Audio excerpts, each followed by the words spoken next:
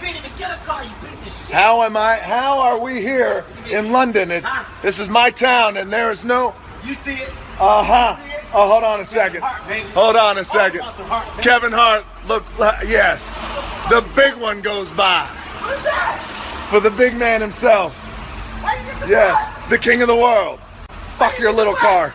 How you get the bus? Big bus. No, that was the big bus. And a little car. No. Yeah, go get in a little car. Get yourself a phone book to sit on. Hey. I'm actually a little hurt. Here we are, Central Intelligence promo. Let me finish my video. Why are you yelling like that? Because I just started mine. Let me finish mine. Well, my video's important too. Just give me a second. NNY, doing what we do. Promo. I gotta tell you something, man. I'm getting tired of this shit. Fuck you and your video. There you go. Hey, you know what? My man. Hey, whoever, all your people can bite that. Okay? 55 million people are gonna whip shit out of you and tell your those fans. 55 million people to fuck off. All right, so basically, you better watch your fucking mouth right now. Why do you cuss so much? Shit out of you. Have some respect for the women here. How about you have some respect? You got a foul mouth, okay? My fans don't need to hear that because we're better than your people. Let me talk to you. You're right. Here's what your fans need to hear. Amazing people. Fuck off.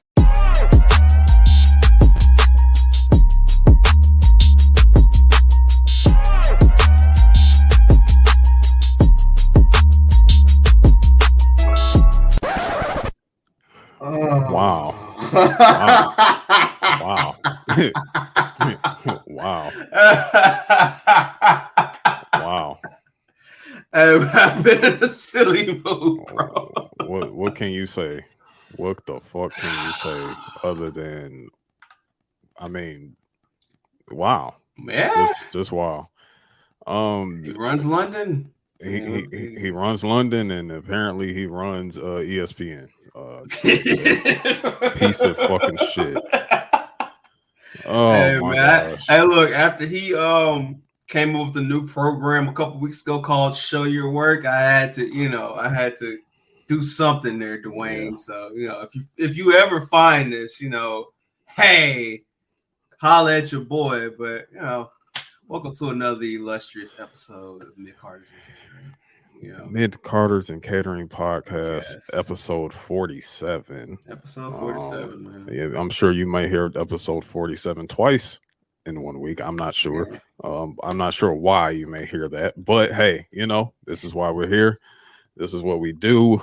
I have DJ Larry with me here. Hey guys, I'm back. DJ Larry, Show Your Work Network. We are currently, for our listeners that will hear this, we are currently streaming live on YouTube and Twitch on this lovely Saturday evening. Yes. A very eventful Saturday evening, so to speak, as we got like multiple things going on at once. We have college football going on right now. We also have a huge college football game coming up with the battle for Colorado. You know what I'm saying? Colorado's the University of Colorado prime time and versus Colorado State. Did you see the clip of them already getting snippy? Oh Lord, I have not seen the clip yet. They getting snippy already, man. It's Did Shador throw the rollie up again? Nah, man. It was the whole like when the teams came out, man. Them niggas they was already getting active for the Chris Brown. So yeah, man, it's gonna be a lovely blowout. That's for sure. It's gonna be a nice what a way to get snippy, and it's fucking, what I'm saying, like y'all about to, y'all about to lose to 42. You know what I mean? Shouldn't have been talking shit.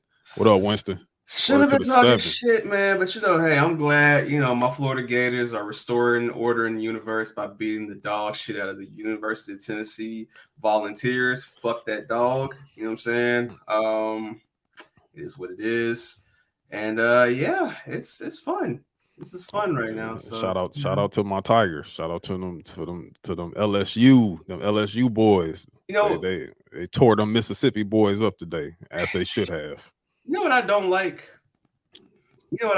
Man? I don't like when I hear a name for some place and it's not the name I expect. I saw somebody that's a Florida State fan say when we go to Death Valley next week, I was like, Death Valley? It's only one Death Valley I know of. And they were talking about glimpsing. I was like, man, that fake it. Man, that fake ass Death Valley. The real Death Valley is purple and gold, bro. Like, yes, it ain't no damn. There ain't none of that, man. But if you want to laugh though, AJ, I just put the clip up because I mean we are wrestling fans. We like combat. You know, you can laugh at this. Oh boy. Yeah. This is my first. Yeah. And it's Shador again. It's Shador. Hey man. It is Shador walking up. Oh, this time he said, "Y'all better stay off that Buffalo. Don't even come to the Buffalo." Hey. Bye. Hey man. And I ask the question, man. Correct me if I'm wrong. What's Shador's football number? Football number. I think Shador's number 2. Number 2. Number 2. Hey man, listen, man. He may be number 2, but he ain't. He's top 2 and he ain't 2 though. You know what I'm saying? Like he got that Heisman right now. Hey, right now, it's about to step that shit up. It's in his hands, bro. I ain't gonna hold you. Like, I mean, usually I don't say this till about week 5, week 6, but that boy is special, man. He's special. And I know 2 Giants fans right now that's in the comments right now. Shout out to Winston, shout out to Nelson. That's already trying to plug Shador into that system down there because they want to, you know what I'm saying? I think Danny Dimes has overstayed his welcome, even though y'all just paid him. But you know, shout out to oh wow, yeah. Damn, bro. The city under new management. I ain't gotta say nothing else. the city's under new management. Sexy Red is the queen of New York. I ain't gotta say nothing else. Wow. Damn, they said so they gotta check in with Zach Wilson. That was crazy. You gotta check in with Zach Wilson and Tay Keith. You know what I'm saying? Wow. It's crazy. That's crazy, man. Hey, New York is being ran by an outsider. That is insane. As usual. Sanders Barkley 2024. Are you gonna be able to keep Barkley another? That's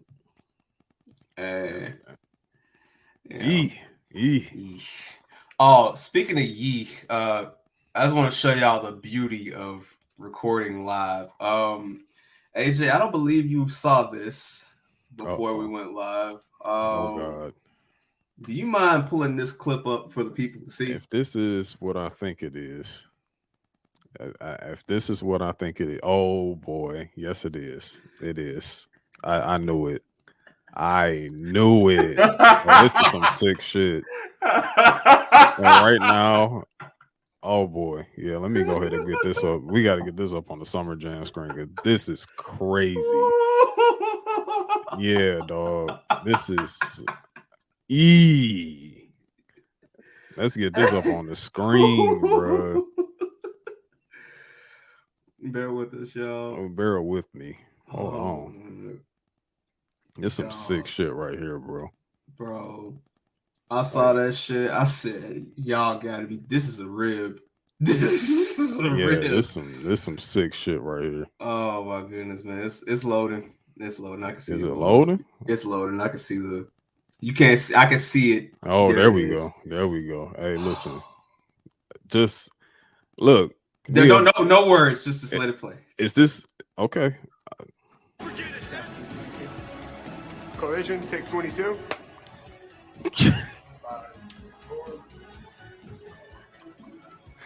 I got Keith Lee here. Play it again. Play it again.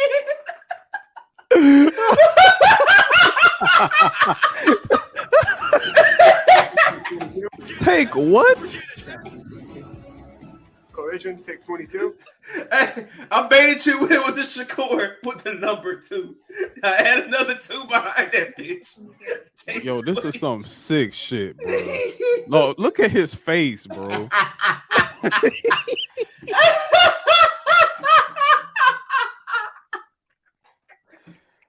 Oh my God. Look at the fit this nigga got on. Look at his fit, bro. Oh. He thought, hey, maybe the Gear 5 will get on. Oh my maybe God.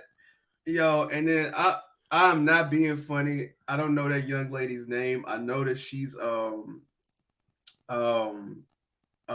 Big Cass is that's his fiance. Oh, that's his old lady. That's his old lady. Big ass old lady. All right, Wow. but yes. Wow. Dog. She was trying so hard to stay professional, but she's. But my God, they said take number 22. Yo, I'm gonna tell y'all right now. Y'all better hope to God this was like literally just take 22 for the entire night, not just for him. Because if it was take number 22. This is week 1 without CM Punk, by the way. This is insane.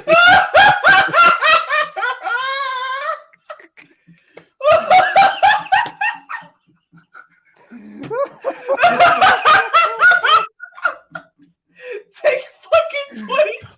Oh my God. Oh my God.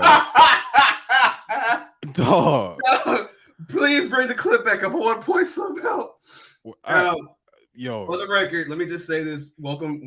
You know, it's DJ Larry. I'm from Show Your Work. If y'all have never listened to us before, I'm from Show Your Work. We are an illustrious podcast. I like to joke and say that I'm a supreme leader. We're all supreme leaders over there. Four-headed dragon. And we have a section of our show called Clips of the Week where we actually dissect clips in our episode. So for this clip of the week for Midcarders, yo, this is disgusting. Like, hold on, bro. This is really, really disgusting.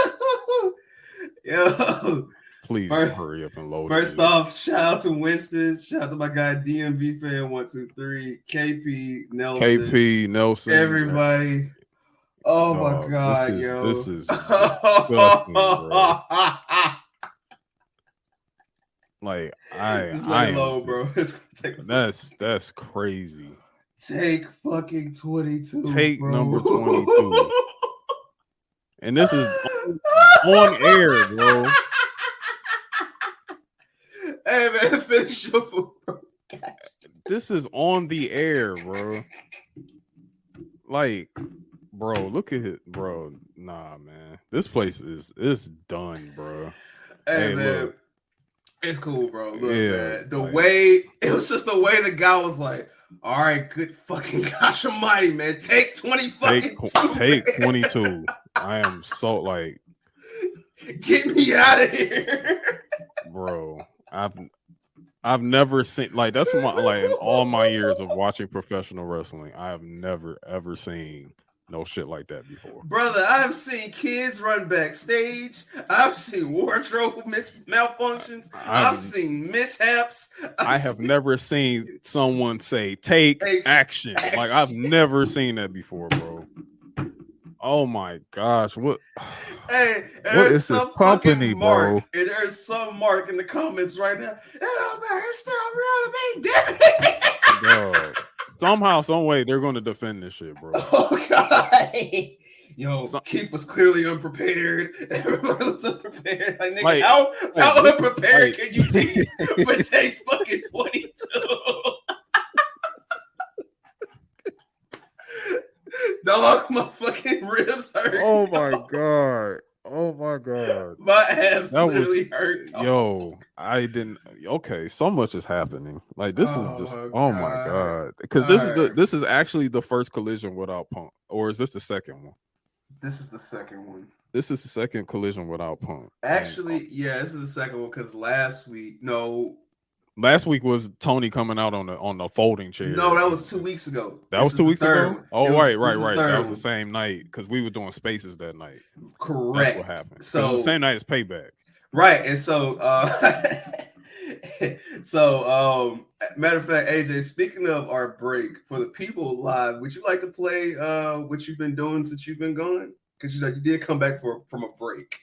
You know what I've been doing? Yeah, there was I received a special telegram today. It was a promo that you sent out to the public. Yeah. Let me go ahead and run that real quick. Let me just say thank you all for tapping in to our episodes while we both have been gone on break because he was on break with Midcarders. I was on break with Show Your Work. You know, If you were a patron, you were still fed with Show Your Work, you know, and we still fed you with Midcarders and Catering as well with that Spaces episode. That was a fun time. AMP acting like the writer's strike affected comic books will always be the funniest shit in the world to me. Funniest shit. AMP like, man, I ain't no fucking nerd. I don't care about that shit. Oh my goodness. Well, yeah, let me show y'all a little footage of what I was doing while I was out on vacation. It is 7:40. September 3rd. I just got a two-way talking about Wayne. It's talking about I won't come outside. I'm in my motherfucking vacation home because it's gonna be a real motherfucking hot summer, man, for everybody. And probation is officially over. Oh yeah, last week, officially. And all that shit going on, I'm not going to jail for none of y'all. Should've sizzled down or whatever. But get involved. You ain't left alone, brother. You're not left alone. Holla at me. I'm right here. Killer. September 3rd. Just got it. Yeah, you see the palm trees? I'm on vacation and I'll be off. September 16th. Live on YouTube. Dickhead.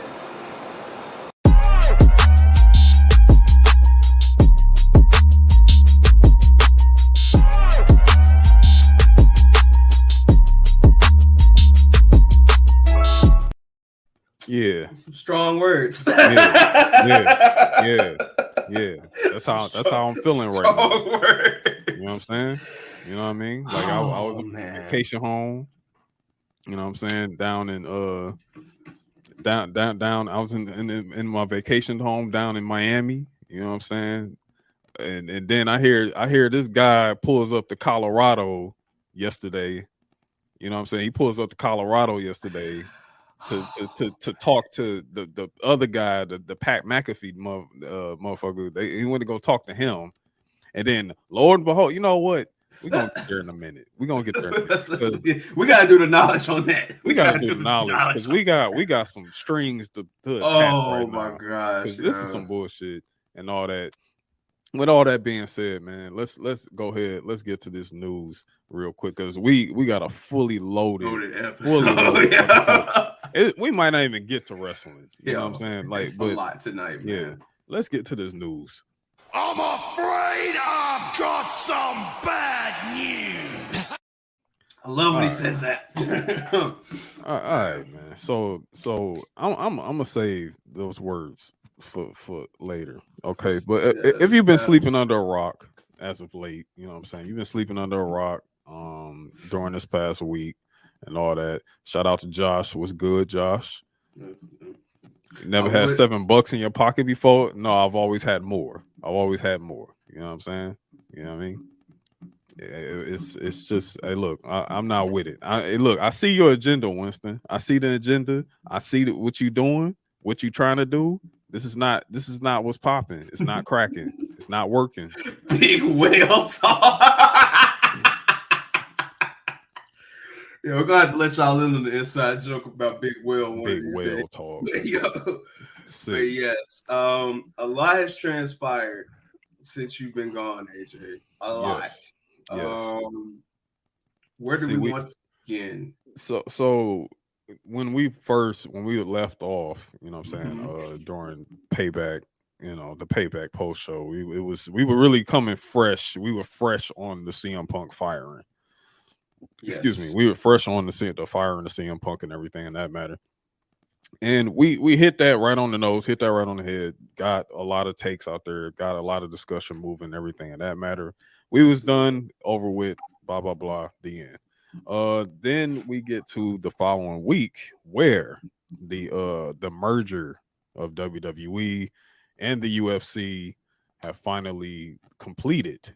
It is now TKO. TKO Incorporated is now the parent company of WWE and UFC. They are now owned by the same company under Endeavor. $21 billion?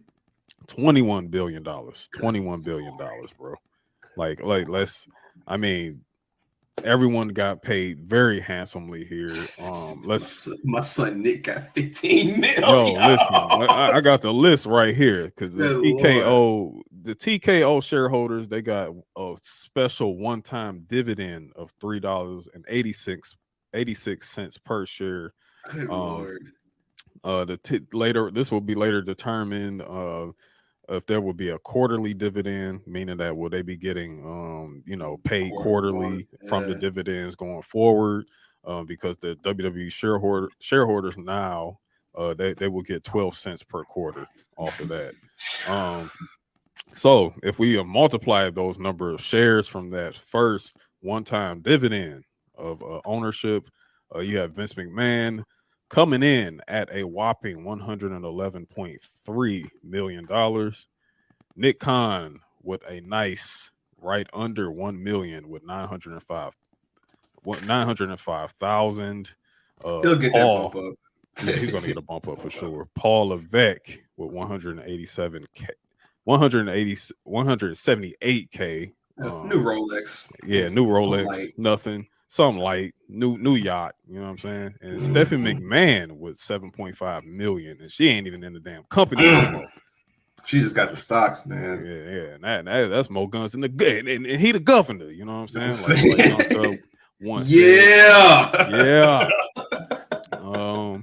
And that's apart from the bonuses that they got from this whole thing too. So I think if I'm not mistaken, I know Triple H is off head. I think he got $5 million. He got $5 million. There was another board member that got like $5 million. Nick Khan got $15 million. As far as what Vince actually got from this, like besides the actual sale, ain't no telling, bro. Vince could have got $500 million off of this on the side somewhere, man. Ain't no when that money's that big, they don't tell you the amounts, bro. They just give you little small. They just give you a little small segment, this is how much it probably is. They give you like a little. We're like in the margin of this much money, but really is this much, you know what I'm saying, in the grand scheme of things. The next thing we're gonna continue on with the TKO thing. Of course, they revealed the whole thing on Wall Street this past week. Really interesting to see that the superstars that they had in attendance for that, the future, the WWE power couple. You know what I'm saying? The very happily married Bianca Belair and Montez Ford were right there on tap. Yep. Mr. and Mrs. Suit. Yep. They're on tap, getting their corporate governance on, you know what I'm saying, out there with all the executives, everybody that's a part of this. Dana White, primarily, as the chairman of the UFC. Another deal on the table, another part of the deal is Vince McMahon is going to be a high key member of course, he's going to keep his role within the WWE as the chairman of the board, stays on the board, and he also is going to get a lot of flex to make decisions within the UFC. Yep, it'll be him, Dana, Ari Emanuel, a whole board of a whole conglomerate of these guys. Going to be doing things. So I'm going to give y'all a little sense of realism here, though. That does not, because some of y'all, I don't know if this is engagement tweets. Rents do or not. There's not going to be any money in the bank matches in UFC. There's not a UFC Royal Rumble happening. No UFC Royal Rumble. Y'all are just. Y'all ruined the fun out of everything. By the way, y'all really just killed the fun. It's just like, bro, please relax. And Dana White already debunked all that shit immediately. He said, "Yo, there's not going to be any UFC. Don't expect every." One thing he said was, "Don't like the whole narrative that WWE fans are UFC fans is complete bullshit." You know what I'm saying? So he's saying don't expect these WWE fans to all of a sudden convert over to becoming UFC super fans at the same time too, because we're owned by the same company. Let's be realistic here. Well, he said that because he said that in response to what Nick Khan was stating, and the thing is, they're both not wrong. Dana's perspective is current. Yes, WWE fans are not UFC fans. However, Nick Khan, the legend he is looking toward the future, and he's saying, hey, we want to keep this in-house as much as possible. Why would we go out our way to not have this happen? So, yeah, I'm looking at these comments. I see them. I see them. I'm no selling it. Listen, it's the one time where I don't have to come on. I'm in a separate zone. I ain't got to deal with it. Shout out to my co-host Nelson and Winston in the comments. I love y'all, man. But he's right though. Like, yeah, nobody's a fan now, but yeah, we're trying to make this money, bro. Like, fuck what you talking about. Like, we're trying to make this money, Dana, Mr. White. So, yeah, no money in the octagon, Josh. This is why I'm a vibe. I ain't gonna kick you while you down. I'm a vibe. Look, it's like this. Yeah, like honestly, I kind of see like where Winston is saying, like, Dana trying to keep his people broke. You're not wrong. You're not wrong there. Well, he came out earlier. He came out earlier because one thing that didn't get mentioned this week because it was overshadowed by all this TKO big whale talk is Bellator is up for sale too. Holy shit. Yes, Bellator is up for sale, and the PFL was supposed to buy it, but they did not. So because they did not, Bellator will be folding. So after they get all these cards out the way, they'll be shutting down. So I would imagine this is, for all the wrestling fans out there that don't watch MMA, this would be the equivalent of if Impact Wrestling folded and you wanted to pick up, some talents that, you want to add them to your roster. Think about similar to ECW folding back in the day and the ECW talents going to the WWF. So that's kind of like what's happening with Bellator right about now. So yeah, I will keep an eye out because you might see some return people. You might see some crazy stuff happening. So, so keep an eye out, man. It's something to pay attention to. What's up? No, being that, what I'm saying, you just brought up, MMA in here. A good friend of ours just like rejoined the booth. And last night, the great plus. This is what was going on last night in North Dakota. Four Bears Casino and Lodge, just 4 miles west of Newtown, North Dakota. Playing hosted Cage Fury Fighting Championships for the very first time. It is time for CFFC 125. My name is John Morgan, and with me tonight, once again. Hey, look at that guy. Oh, who's that? Who's that handsome young man? Yeah, look at that guy right there. That chipper guy. That chipper guy. He sure looks happy, doesn't he? Oh, man. She's back, might I add, with cause. With cause. The great. With cause, mind you. What a sick fuck. Hey, man. Listen, man. Hey, one thing about Punk that I gotta give him some somewhat respect about. He gonna keep a job. Oh, yes, he will. He gonna keep a job. Look, he can't just go home and lay up on April all damn day. So he ain't gonna do that. Now, what I'd like you to do is I'm sending another clip, AJ. Just pull it back up in the tab you had, and let's see what he has to say about his time this time around. Because anytime he's in limbo, he gonna hit the CFFC. Oh, yeah, he will. Oh yes, Phil will, wouldn't he? Oh man, we're not done. Oh, we're not. Oh done. no. Oh no. Because I mean, we just happen to be talking about MMA. Oh no. We flowing the synergy. No. I mean, I was gonna say this was something else. That's cool. Does it have no sound?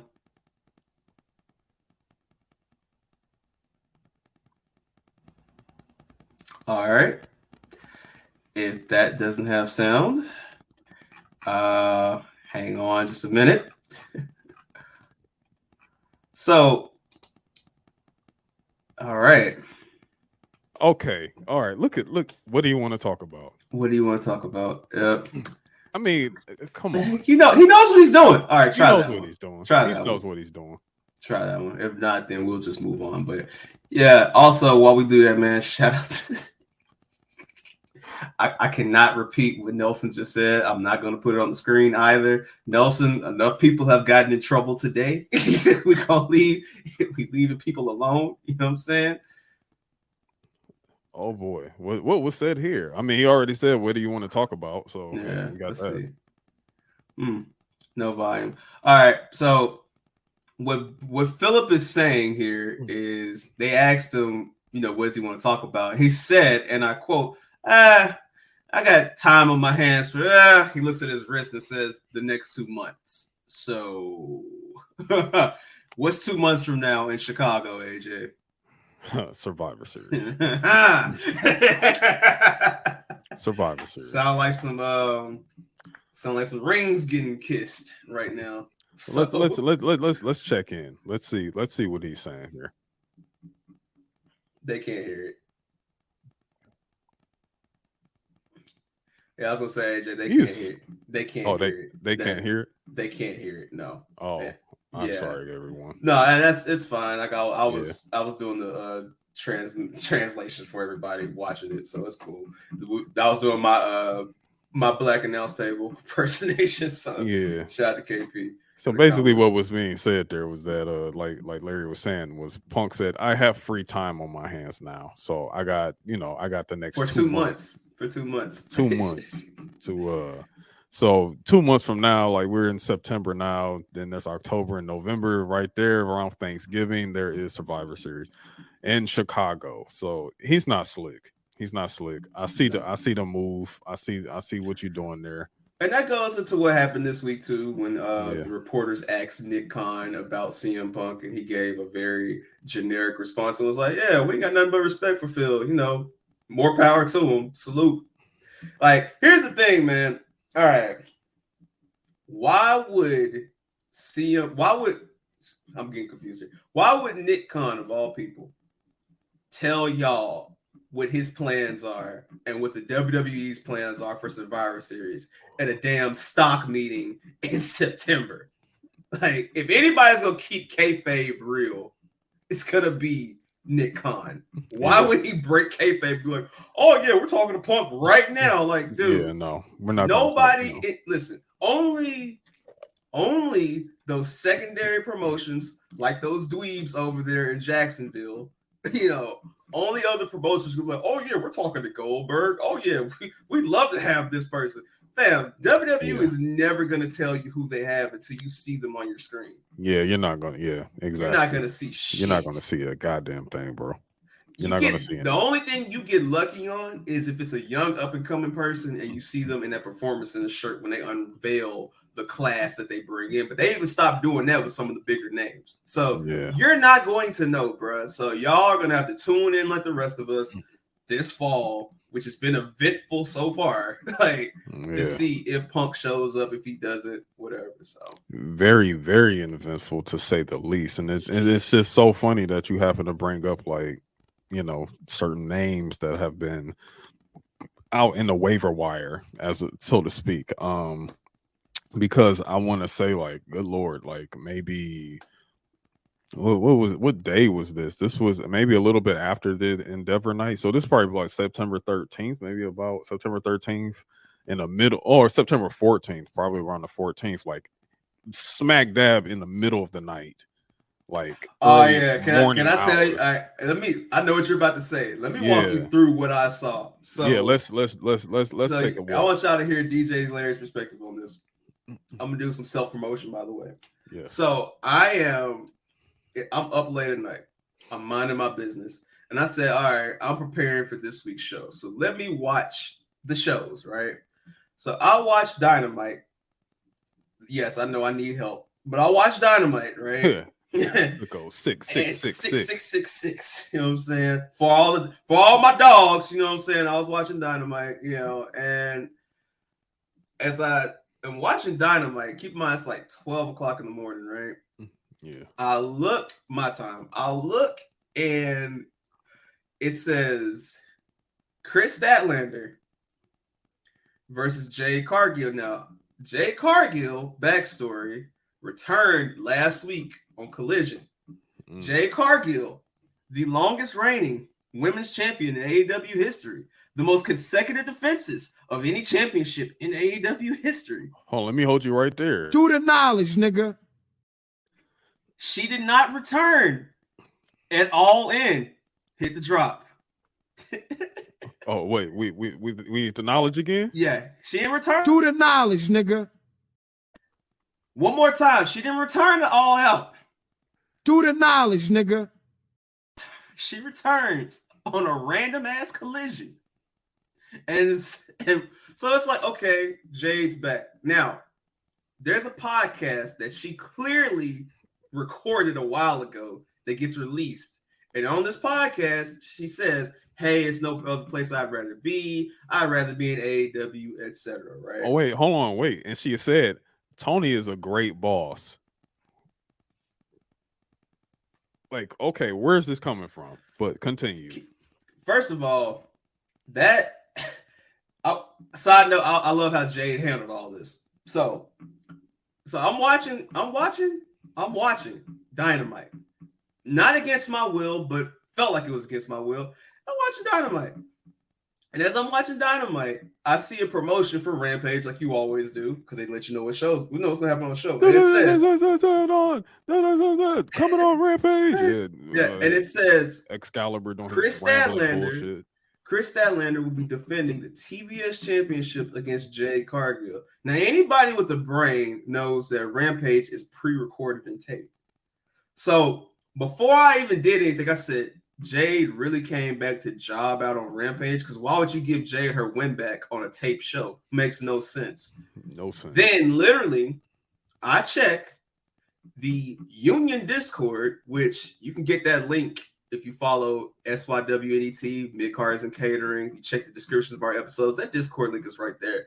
Sure. And who do I see breaking the news to the chat, laughing his ass off? But this guy to my left, it says in bold letters, Jade Cargill has wrapped up with AEW and is WWE bound. Didn't even say like she's just leaving the company. She's headed off to future endeavors. No, nothing like that. They said all right. WWE bound. Like, I'm like, wait, whoa. She got endeavors with Endeavor, my guy. Like, yeah.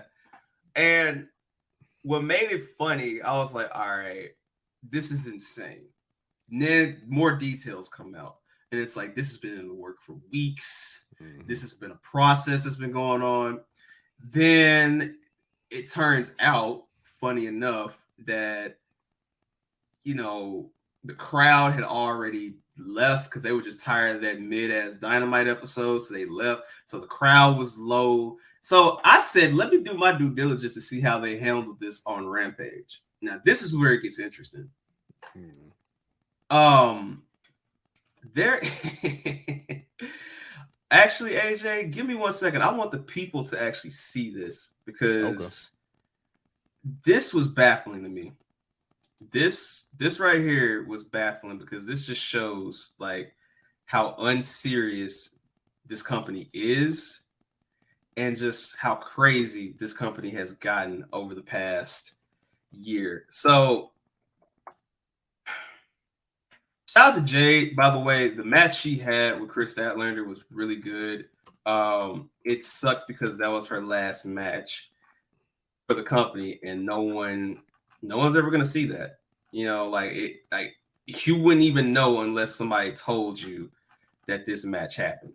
Yeah. And you know, but as I'm getting this pulled up, man, what's your thoughts on Jade's legacy with AEW? Because at this point, I mean, taking those 2 losses back to back, it's just like Jade was definitely a moment. She definitely had a moment in AEW. Was it the rightful type of moment that she should have been given? I think I've said on this podcast, like, faithfully, like a lot of times, like I've asked the question, when Wednesdays come, where is Jade Cargill? She looks great on TV. She looks good. She's a beautiful woman. She like you look at her, you see star. Now, in terms of the overall ring work, yes, there was a lot of needs for improvement there. You know what I'm saying? Like, absolutely a whole lot of needs of improvement. And it was hard for her to do because they put her on a show that no one watched. I mean, Rampage was just it was a dead show. It was a dead in the water show. They put her on there following SmackDown on Friday nights. I'm sorry, I wasn't watching that. If you like, that's crazy to put her. Reason. Yeah, just to put her on there. You got this TBS championship. Yeah, she had a hell of a run as TBS champion. You call, some people called it Goldberg-esque. Like, you know what I'm saying? Like, it reminded me of that. Yeah, it was very Goldberg-esque, but it got really stale quickly. I want to say like probably around 40-0 is probably when people were just like, yo, okay, I'm checking out. I think it was around maybe before that, maybe 35, like 25, like, yeah, because all she was facing, her competition was literally enhancement talent, yeah, and baddies that stopped giving a damn. So it's like, what are we doing here? And listen, I do think that in ring there is a future there with Sky Blue, and I also think there's a huge future there with Willow Nightingale as well. But you can only run those matches so many times. So it did beg the question of what's going on with her not being on Wednesdays.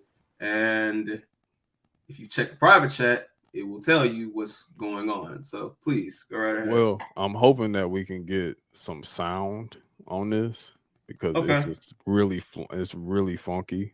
Okay. If not, I'll translate once again. If not, we'll translate for sure for the people.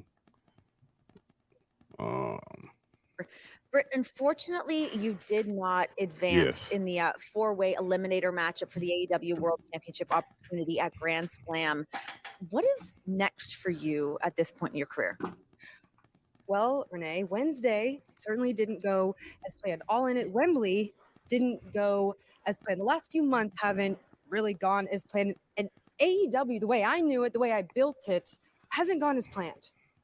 I should be two-time world champion by now. I am the definition of champion material. Everything I say as champion is listened to. Everything I do as champion is watched. So I'm going to do what I do best and make history, because I am going to become the first female to hold both the AEW Women's World Championship title and the TBS title. And in fact, I've never had a TBS title match, which is criminal. Okay, enough. No. Let keep going. That's the best part. Run it back like 5 seconds. That's the best part right there. Run it back. Make it right, and there's a first for everything. So whoever wins tonight, Jade Cargill, Chris Statlander, you'll be wrestling me tomorrow night in the main event of Collision in State College, Pennsylvania. Good luck, ladies. I'll be watching. Yours truly, Dr. Britt Baker, DMD.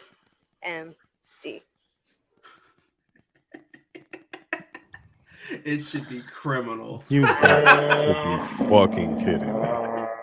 Nelson, you coming in crazy, dog? Boo. You got to be fucking kidding me. Live from State College, Pennsylvania, it's Collision. What's good, yeah? Hi, Nelson. What's good, Nelson? Nelson has joined us this evening. Oh, man. This is just, come on, bro. Like, that right there. That right there is the things that I'm talking about when it comes to Jade Cargill, because that promo right there by Britt, it goes to show you that easily you could have inserted Jade into main title picture, which has been my problem from the forefront, is that you had Jade on the secondary title this entire time. You completely kept her away from Britt Baker and Toni Storm and Ruby. You completely and Saraya, Saraya, the main girls, probably the wasn't main girls. Yeah, the main girls. You kept her away from them this entire time. This is probably the first time I ever heard Britt Baker say Jade's name. It is. Like, it's legitimately the first time. like, and you're gonna really what you got the unadulterated audacity to sit up here and say whoever wins this match between Jade Cargill and Chris Statlander is going to face me tomorrow. Like, are you like, clearly Jade is not going to win. So now all of a sudden it's like, yeah, Jade, if you win, like, you're going to face me, blah, blah. Like, we're going to get that. Like, get the fuck out. That was her last night, bro. Like, cut the shit, bro. Then this is something that's like, this is something that no one else is like bringing up. You got that right, DMV. No one is talking about how do y'all think Jade feels, bro? Like, again, you do all this work and you only main event take TV shows. You don't get to main event anything else. Like, I'm not saying she hadn't had some main events before. I think she had a main event on the first Dynamite when she won the TBS championship against Thunder Rosa. I think that was a main event. Yeah. But she never was on Collision. She was never on anything else. And then this woman who built this company up isn't invited to London for your biggest show of all time. But you fly in Sasha Banks, who doesn't even work for you, and you show her on camera like you showing Jack Nicholson at a Laker game. Yeah. How else is she supposed to feel? So, yeah, no, I do not blame Jade for, first of all, the stigma that we get as Black people. This fucking guy. The stigma we get as Black people, you know, where we're listed as unprofessional and ghetto and trashy and all these different things, for Jade to actually, because she could have went off, she could have done podcast trashing this guy. She could have done all type of stuff to downplay her time in this company.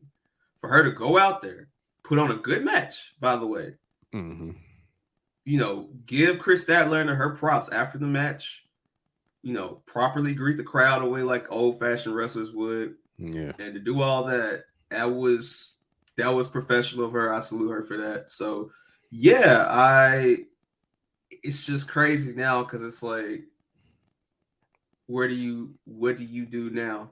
If you're in that company and you're seeing how a top talent like Jade is being treated, what now for you? You know? And here's the other kicker about Jade. When it came down to public relations with AEW, and it came down to public relations with A&W, Jade is wrestling on Friday nights. Nobody's watching. Low ass demo rating, unless y'all had put CM Punk on Rampage or whatever that week. Who was always front and center at all your public relations events? Jade Cargill. The three people. There's three people, and they all have something in common. Yeah. There were front four for AEW. Yeah. 5. Britt Baker, Adam Cole. The other 3, Cody Rhodes, Jade Cargill, Chicago made Punk. Yep. What do 3 of those 5 have in common? So yeah, that's what I'm saying, man. Like, it's insane how. And Ricky Starks too. Ricky Starks now for sure. Ricky Starks now also. Ricky Starks now, but you know, those are the main ones they sent out for foundations and all these type of things. So, and it's like, you got this woman right here doing your public at NASCAR doing public relations, right? And me, an outsider, looking at the, like, whoa, she wrestles in AEW. What day does that come on? Oh, it comes on Wednesday, their main show. That's they Raw for the week. Oh, tuning in. You get through the whole show, 2 hours. Okay, you may get like a Jade doing a promo, but guess what? That promo 15 seconds. That promo's for Friday. I'm not going to be watching this shit on Friday. But why? But you got this woman front and center at all your public relations events, and you ain't even got her fucking wrestling. I'll give you something better. Larry, where was Jade at for when they were promoting for a certain city before a certain Chicago made man walked into that promotion? Who was doing promotion for those AEW events in that city? Jade Cargill. She was in a White Sox jersey. She was in a Bulls jersey. Did Jade Cargill wrestle at either of those couple of times when she promoted for any events in Chicago? No. Exactly. No. So yeah, man. They did her dirty, bro. They did her very dirty. Yeah. And I understand that in hindsight, like she is a Cody person.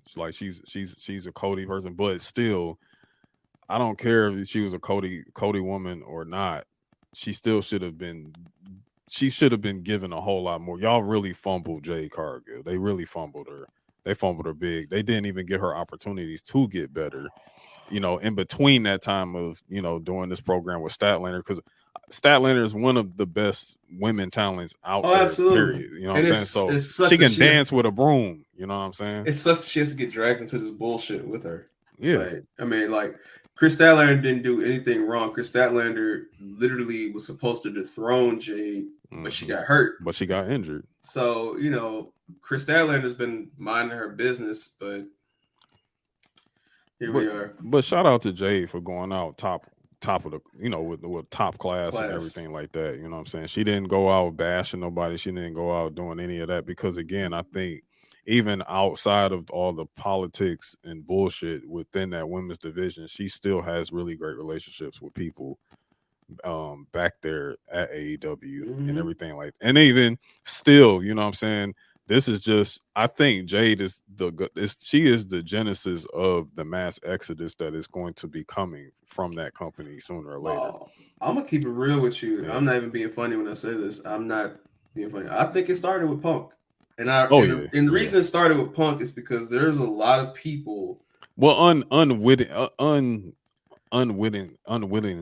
it started with Punk. Yeah, I mean, he was let go. He was let go, but that's where it starts because at the end of the day, Punk is the reason why people got TV time on AEW. Right, yeah. Whether we watch it or not, whether we want to complain about it, whatever, whether we want to say we hate watching, whatever. He still got those people TV time. He literally went at the people who said, damn, Thunder Rosa, Miro, Andrade, House of Black, look at the wonders it's done for Bullet Club Gold. Like they're like, if they didn't have Collision, they'd be dead in the water. And now, I mean, he legit went to Tony and said, I want the people who got heat. Yes, literally, like that's what he said. I want the people that got heat because I want them to be working Saturday. Scorpio Sky. I mean, Scorpio Sky was just chilling for months, and you know, Wardlow. Like, there's so many people that have TV time because of this guy, and now he's gone. Jade's gone. We for the sake of time we'll keep on going, but I mean, the Sonny Kiss situation. Like disgusting situation. Absolutely disgusting. Like, listen, it's just bad. So, hey man, that was an HR hire, not a wrestling hire, as you can see. I just think diversity hire for sure. Right, and y'all, like you made a hell of a point with CM Punk. I think with CM Punk, yes, like that's the reason why. But I think Jade, like I think CM Punk, obviously because of how polarizing he is, that gets the most like. You know what I mean? That's going to get the most notoriety and most engagements. But I think with Jade's going to be the biggest, like, just the overall picture from how you guys booked it to how you guys used it to how you guys presented her to how who she was wrestling against, from, like, storyline to actual matches to PR to just an overall, like, picture. I think Jade's gonna be the biggest exit because it's like, yo, y'all had something right there. Like it was not hard to book Jade. The problem is you had her match here and there, like with a Chris Statlander, and granted, Chris Statlander just kept getting hurt, and like I'm not putting the blame on Chris Statlander, like I'm not. But in the place of that, like you could have had to go against Britt Baker, you didn't. You could have had to go against. Did she even wrestle Thunder Rosa? I don't think she did. I don't think she did wrestle Thunder Rosa. Did she wrestle Nyla Rose? I don't think she did. She did wrestle. Jay. Because remember, Nyla Rose had the TBS championship like held hostage. You're right. Oh yeah. That terrible angle. That was a 3-day build. That was a 72-hour build. Yeah, basically. That lasted way too damn long, but yeah. Then you had to wrestle like Marina Shafir and like she wrestled Marina Shafir so many times. Yeah, like she's wrestling this. It was either she wasn't wrestling the people she should have been wrestling to make her a bigger name in the company, or she was just fucking wrestling Starbucks baristas and Dairy Queen workers, bro. Like, what do you like?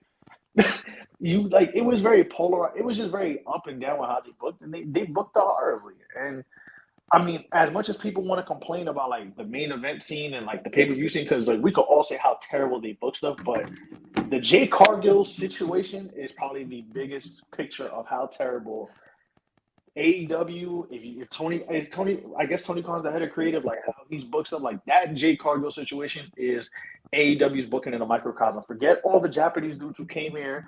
Forget all the new signings he put in the back. 2 weeks after debuting them, save for a couple people, like. Jade Cargill is going to be the biggest smear. Like they're gonna talk about how bad he put Jade Cargill for the next 5 to 10 years. If she pans out well in WWE, that's gonna be the biggest discussion of anything. If that company goes down, if she starts winning belts, if she goes to NXT for a little bit and they show how much better she gets in the ring, because NXT is about development, and I think she should do that. And I don't want to keep it too long when y'all talking about this, but I think. That's going to be the biggest discussion. That might be as much of an impact as CM Punk is how bad they fumbled Jade Cargill. Yeah. I have to agree with you there because, like, if WWE is it, if she is there, you know what I'm saying, if she's going there, and it does pan out to where because I mean, come on, man, we know how they can make stars, bro, and she's already going to be known. When she walks in, everybody's going to know who Jade Cargill is, bro. Yeah. Whether she walks into NXT or if she walks onto main roster, it doesn't matter. We all know who Jade Cargill is at this point. They are going to make this woman a super fucking star, bro. Absolutely. Even if you got to send her down to Florida for a minute to get into that PC lab and everything and to learn even more and to work with those people down in NXT, they're going. It's we truly got something on our hands here. If she forget the main roster, think about Florida. Think about NXT, right? Mm-hmm. You got Tiffany Stratton. Yeah. You got Sol Ruka's come. When does Sol Ruka come back? Early next year? She's probably maybe early next year because she's got a ACL tear. Yeah, I know. I just didn't know. I forgot when she got hurt, so I was just trying to remember the time. But it's been if you put Jade Cargill there for a little bit. And that comes in the time Sol Ruka comes, you get Jade Cargill and Sol Ruka. Mm-hmm. You get Jade Cargill and whatever WWE superstar comes down to NXT for a bit. You get even you got endless possibilities. There's so much they could do with Jade Cargill down there. And then before you even go into the main roster and all the dream matches everybody's putting up, but for NXT, she could chill there for 6 months to a year and be fine because Jade Cargill and Tiffany Stratton, people are gonna tune into that on a Tuesday night. Absolutely. Jade Cargill, any of Jakara Jackson, all of them, all those women in NXT, bro, they're gonna tune in because they're up and coming names and they're good matches. Yeah, definitely with you there. Because I mean, and this all plays into you know what I'm saying. I know we've been talking about the Endeavor, TKO and everything of that matter. Because this is just the beginning, bro. I think there's no better time than ever to, if you are jumping ship to WWE, there's no better time than now to be coming over, man, because you just see all these different plans in play, these different ideas that's kind of coming out, that's coming to surface. You know what I'm saying? Here, it's so much big money that's going to be available and that's going to be getting passed around, you know what I'm saying? Because it's just so much that they can do in terms of this is a time to make mass superstars and whatnot. Yeah, it's a lot of things going on with that. I mean, anybody who's a free agent, I mean, we be here all day, but just for the sake of time, just know you see them with that see them in WWE, they've been plotting on this and been waiting. So man, I'm excited. Just to get back to TKO real quick, just an idea of some of the plans that they got set in place right now, some ideas. I mean, this coming straight from Nick Khan saying that they're envisioning, which means he's going to do it. I'm telling you, he's going to fucking do it. Nick Khan is not going to sit up here and say something and not do it. I think that's not good old Saint Nick. Not Saint Nick, but he's saying that they're envisioning to set up an all-star TKO weekend. and this is how this weekend is going to take shape. So you have your SmackDown, which will probably be a super show, a super SmackDown going down on the Friday. Then you turn around and you got UFC, which would probably be a super fight UFC fight night. Mind you, this is all taking place in the same city at that point. So just imagine this is in Vegas.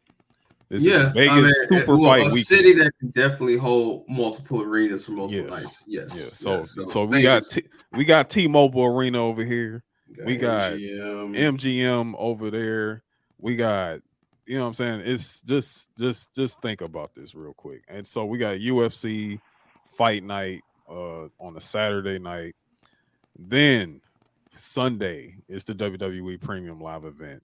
You know what I'm saying? And honestly, this can happen by them being owned by the same company. It's kind of throwing out the whole arena rule out the gate right there.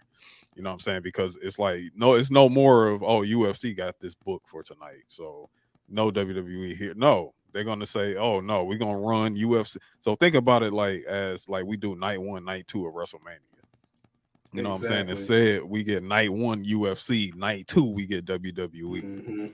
You know what I'm saying? So that's just how serious this is. This is how crazy this is. So also imagine that when you having that super fight on Saturday night, imagine how many WWE talents is going to be in that crowd holding those championship belts. Yep. Watching UFC. Yeah, I mean, come on, dog. I mean, they'd be there anyway in an unofficial capacity because they just like the sport. So I mean, it's just free comp tickets at this point. So yeah, like, I mean, this is absolutely crazy. And remember, we got WrestleMania 30's almost main event set up because Undertaker and Brock were in the crowd, and he walked past Taker. You want to do it? So I can imagine more of those type of interactions and events popping up. Yeah, with that, this happened in fight weekend. Conor McGregor bumped into this person or whoever. Yeah, and it'll be interesting to see. But nah, man, they did the damn thing, man. I gotta give them their respect on this, man. It's a lot of interesting pieces moving on with Endeavor right now. I call it the Larry and Trey deal because shout out to my brother Youngin, man. He's a big UFC guy, so that's cool to see. So yeah. But we're not done.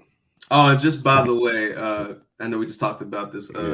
Statlander retained against Britt Baker. I literally just saw this just now. So thank God they didn't take that title right off Statlander, to give it to that lady. So yeah. Oh yeah, I got something for that.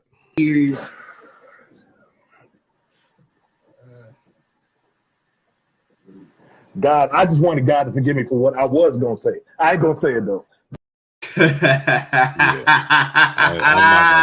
I ain't gonna say it.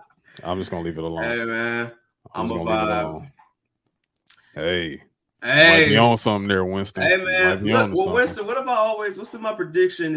If you follow me in the Discord or you watch me, I'll show you work. What have I always said? They're planning something big for Super Bowl. So yeah. But no way out. With that, yes. I also want to talk about like a couple of different changes that may be coming to WWE in terms of championships. With this deal, possibly. Yes. Shout out to Marcel pulling up. What's up, Sel? Shout out to you, Sel.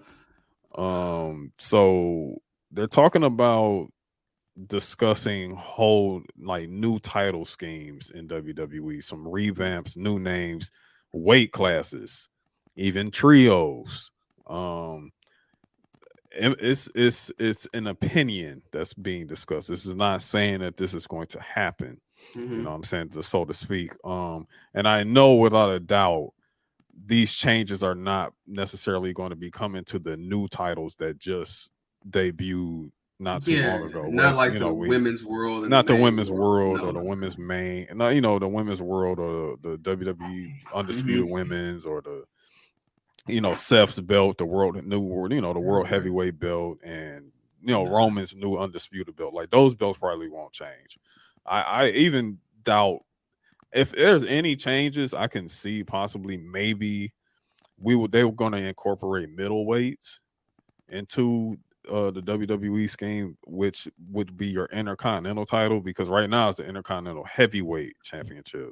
Mm-hmm. So maybe they could be Intercontinental Middleweight Championship, possibly, something of that matter. But I do see this affecting the women a whole lot more than it does on the male side of things, because that is basically your door opener to possibly bringing in a mid-card women's championship. You know what I'm saying? So before you pull up their comments, it's funny because I was thinking this. Honestly, I think this is gonna just basically be for the men, because with the women, there are too many women. Like the weight differences are too vast and different in WWE. Right. And you would be forcing them to like confine to this it's at the end of the day, WWE is entertainment. So like it's not like it's where you have to make weight and do all these type of things. Now I will say this: what I think will happen, I think we get three things out of this. I think you're going to get a male trios, because we see that SmackDown is literally the show, which we'll get to later briefly, but that's the land of the factions right now. WWE has been more faction heavy this year than we've seen in quite a while, where it's trios and a lot of groups coming together. So I can see the trios being a thing, and that's like perfect for Judgment Day. It's perfect for the OC, the Soup Profits or Soup Business, whatever they call themselves. Bobby and the Street Profits, like it's perfect for them. I do see a new cruiserweight title. That I cannot see. You don't see a cruiserweight title? I don't see a cruiserweight title.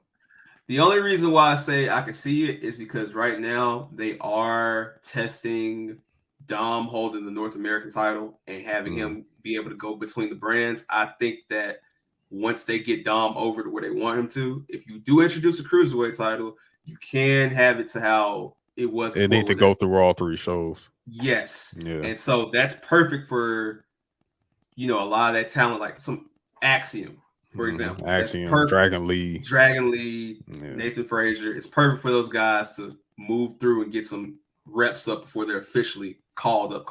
So I think that will work. But what they need to do while they're redoing this, there needs to be a women's intercontinental title of some sort. Yeah, that's my man. That's what needs to be the belt, because as much as I love, and I love Liv Morgan, bro, but no, we're in the era's too dominant, bro. Yeah. The era is so dominant. We're gonna talk about what happened Tuesday night.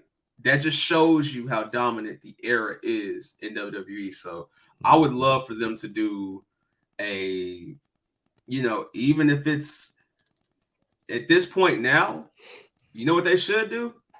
And if they do this shit, I want my. You want your 5%. I want my I want my 5% off type. Do a China Invitational for the Intercontinental, because China was the first women's Intercontinental champion. I like that. Do a China tournament, and then whoever wins it, like I said, that's perfect for Liv Morgan, Zoe Stark, love her or hate her, Carmella, Chelsea Green, like some of these women that right now are not going to dethrone Rhea Ripley, Bianca Belair, and even Io and Asuka, even and like Charlotte. Io or Asuka or Charlotte, like none of those top women right now. Like no, or Becky. So that's interesting to.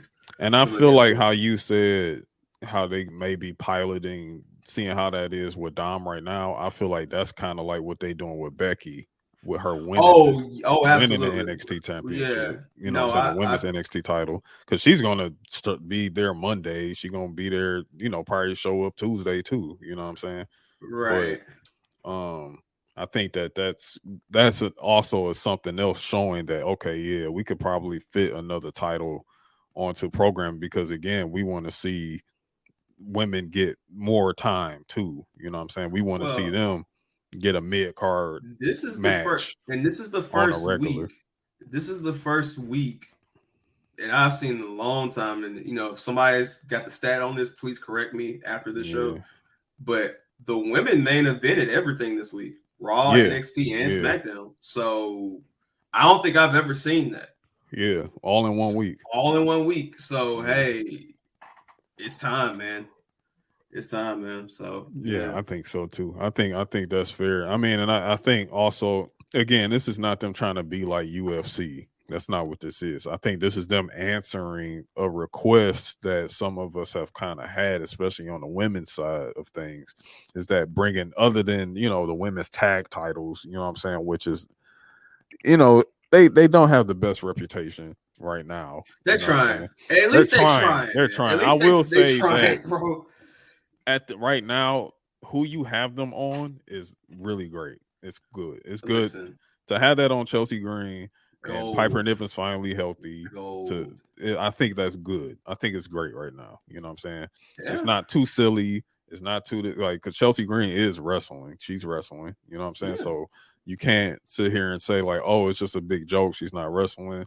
That she's just walking around holding the title. Blah blah blah. It's a joke. I mean, they're doing the best they can with what they were given, because we know that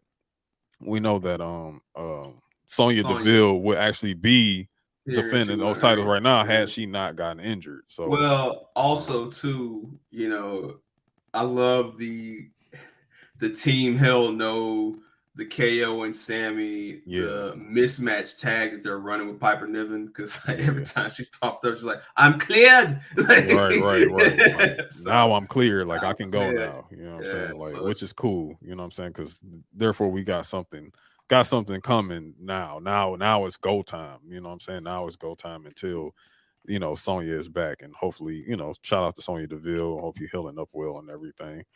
In that matter. But yes, that's really great there. But yeah, like that's how I feel about that whole title scheme right now. But if there, and I'll say it again, if there is a name change with a certain title, it'll probably be changing that Intercontinental to a middleweight instead. You know what I'm saying? It'll be something like that. Yeah, something that something of that matter. Probably after Gunther like drops the title.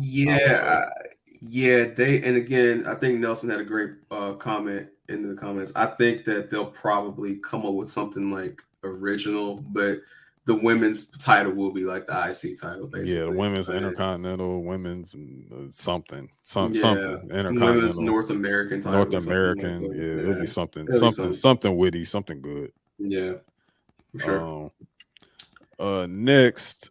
I want to talk about. Okay, so yeah, we're still at Endeavor right now. So I'll throw this out there real quick.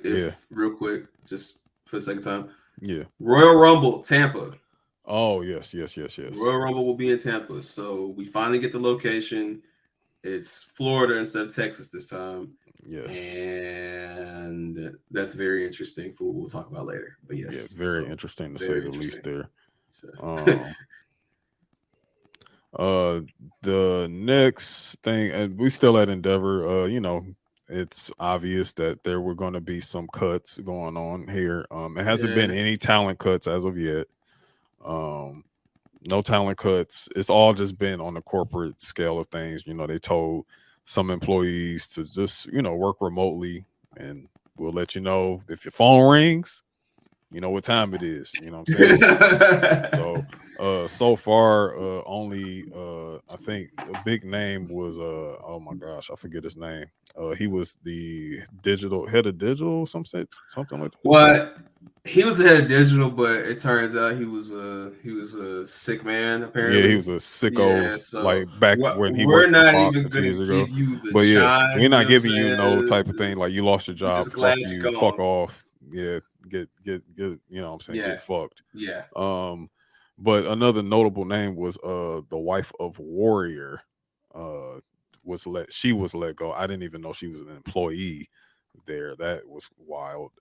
But hey, yeah, she's been there for a minute because she does the foundation, like all the Connor's Cure stuff and all that. Yeah, like she's been employee since he passed. So yeah. Okay, yeah, but she was another name. But right now, no talents have been released, no future endeavors as of yet. Matt Riddle has not been let go. Neither has Shit Row, but everything is still in the air. Yeah. However, Elias, they said he's been working without a contract, so he's currently without a contract. So yeah, that could be very tough. Yeah. Okay. But hey man, it is what it is. Listen, when they start putting boogs in commercials, that's when I knew the door was closed on Elias. Yeah, it was over. Like, it's over. Like yeah, when Vince left and when Boog start getting in commercials, yeah, bro, it's over with. Yeah, it's done. He'll be in the National Wrestling Alliance soon. Yeah, probably so. Yeah, NWA bound, some shit. Maybe Impact. Who knows? But Vagabundo. yeah, something. We'll be back. Another notable newsworthy item. The Pro Wrestling Illustrated 500. Yeah. It's a work. Let's we gotta spend a little bit on this shit. Cause okay. So Pro Wrestling Illustrated 500 released this past week. Yes. I just want to talk about this top 10. So, sure. Yeah, top 10. They don't have to spend too much time on it. Can you go in reverse order? 10 to 1? We're gonna go in reverse. We're gonna go from 10 on to 1. Okay. Starting at number 10, Cody Rhodes. Very questionable there. Okay. But hey, we'll get to that in a second. All right. Okay, Cody. Number 9, Josh Alexander. Number 8, Orange Cassidy. Number 7, Okada. Number 6, MJF. Okay. Number 5, Vikingo. Okay. Number 4, Gunther. Number 3, John Moxley. Number 2, their tribal chief, Roman Reigns. And number 1, well deserved. Shout out to the one, the only, the icon, the visionary, the Monday Night Messiah, the architect, the Seth Rollins. CrossFit Jesus himself, Seth Rollins, is number 1 on the PWI 500. Well deserved, Seth. So the Shield make up the top 3 of this whole list. So yeah, it's a lot of things to look at here. A lot of things. All right. Okay. Can you go through 10 through 5 again? Just let's go through 10 through 5. All right. Cody Rhodes. We got Cody Rhodes and Josh Alexander right after that, right? Josh Alexander. Okay, that's a big number. Okay, I know why, but keep going. Okay, Josh Alexander's at number 9. Number 8 is Orange Cassidy. Okay. Number 7 is Okada. Okay. Number 6 is MJF. Okay. And number 5 is Vikingo. Let's stop right there. Yes. Okay. In my own opinion, this is just me. Alexander and Cody are right there because of the fact that they were injured during this time period. Hold up. How far back is this time period? Let's that is the key. Okay. That is the key. Because Cody being at number 10 and Alexander literally just came back a couple weeks ago. Literally. So he's been gone for a minute. Like they've had new champions, all kind of stuff, right? Alex Shelley's the champion now because Alex Shelley's the champion. Then they're gonna do, I think him and Alexander are bound for glory. How's Alex Shelley not on this top 10? It's a very great. So here's the thing. When I'm reading this list, I'm looking at what's being represented on this list, right? Orange Cassidy on this list is Orange Cassidy's on this list because Orange Cassidy had 30 title defenses, something like that. Yes, he had an entire run. Right. And I will say this about Orange Cassidy. Each match was, I don't know how he's going to pull this off, but he pulled it off. So shout out to Orange Cassidy for getting that hot. As somebody who watches New Japan, Okada is only on this list because they had to find a way to represent New Japan on this list. Okay. That is literally it. Payola. Got you. No, not even Payola. I'm just kidding. But seriously, in all seriousness, because you got to have somebody represent. If they were honest with themselves, it would have been Ospreay. Probably so. But absolutely, because Ospreay guy's probably 2 match of the year contenders. Ospreay is not a champion right now, and also he lost the U.S. title. Oh no, wait, he's converted it over. He's not the IWGP main champion, the heavyweight champion. Right. That goes to Sonata. Right. Now, when it comes to names that people are going to recognize on this list, Okada's name trumps Sonata, and it also trumps Ospreay. Mm-hmm. This is why he's up there. You can also argue Okada was a part of the, one of the bigger matches of the year with Danielson, his matches in Wrestle Kingdom, things of that nature. So, I get it. That leads me to MJF and Vikingo. And it's also going to lead to Moxley, too. Because who's 4?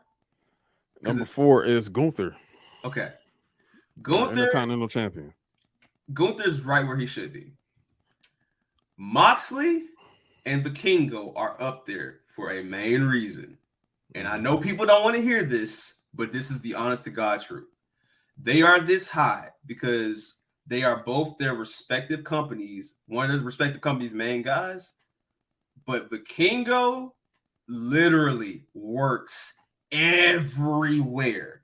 He is not just doing his U.S. excursion just in one company. He's at all these indie shows across the globe. Right. And John Moxley has literally told his wife, his child, Tony Khan, Jesus, the ghost of Terry Funk, listen, I love y'all, but I'm going out tonight and I'm bleeding. And I'm going to bleed in Delaware. I'm going to bleed in Missouri. I'm going to bleed in Canada. I'm going to bleed in the UK. I'm going to bleed in Mexico, Japan. I'll bleed in Africa if it takes that. Like, John Moxley is going to go out and he's going to bleed. So when I read this list, it feels like they're rewarding Vikingo and Moxley for their willingness to go around the world and work. Mm-hmm. Does that make them a part of my personal top 5? No, but I understand that they're giving, because look at Orange Cassidy on this list as well. They're giving the workers their just due with this list. And let's be real, we all know a work when we see it. Moxley's in that top 3, so they can say this year the Shield are all have 1, 2, and 3. Because before then, we would have never said this. This is the only time I think they've ever done this. So, Vikingo got, he's got mad 1099. So that's why they're up there. I mean, there are plenty of other great talents this year, but when I look at it, it just looks like we're rewarding the workers and we're giving you guys who were injured a slot. Now, Cody Rhodes being at number 10 is criminal. That's completely criminal. He should be higher than John Moxley. Criminal. Cody Rhodes should definitely be in the top 5. He should be higher than John Moxley. John Moxley should be like number. I'm with you. 6 based on drawing power, based on merch, based on headlining WrestleMania, based on everything that Cody Rhodes has done, winning the Royal Rumble. How could I forget? That's what I'm saying. Like, because he's been back since January. So Cody Rhodes, honestly, what are we doing? Cody Rhodes, if it's my top 10, top 5, Cody Rhodes is number 2, right behind Seth. Yeah, probably so. Roman, I love you. Roman's gonna drop down a spot for me. You would be 3. He'll be 3. He would be 3. And like I said, I can't think of anybody else because when it comes to work. Go ahead. I was going to say John Moxley and being ahead of Gunther is criminal. That's absolutely criminal. And again, they're only doing that because they want that shield. They want that shield. Shield top 3, but also the slight for WWE is, well, these guys only work their territories, and that's the problem because if Gunther was Moxley.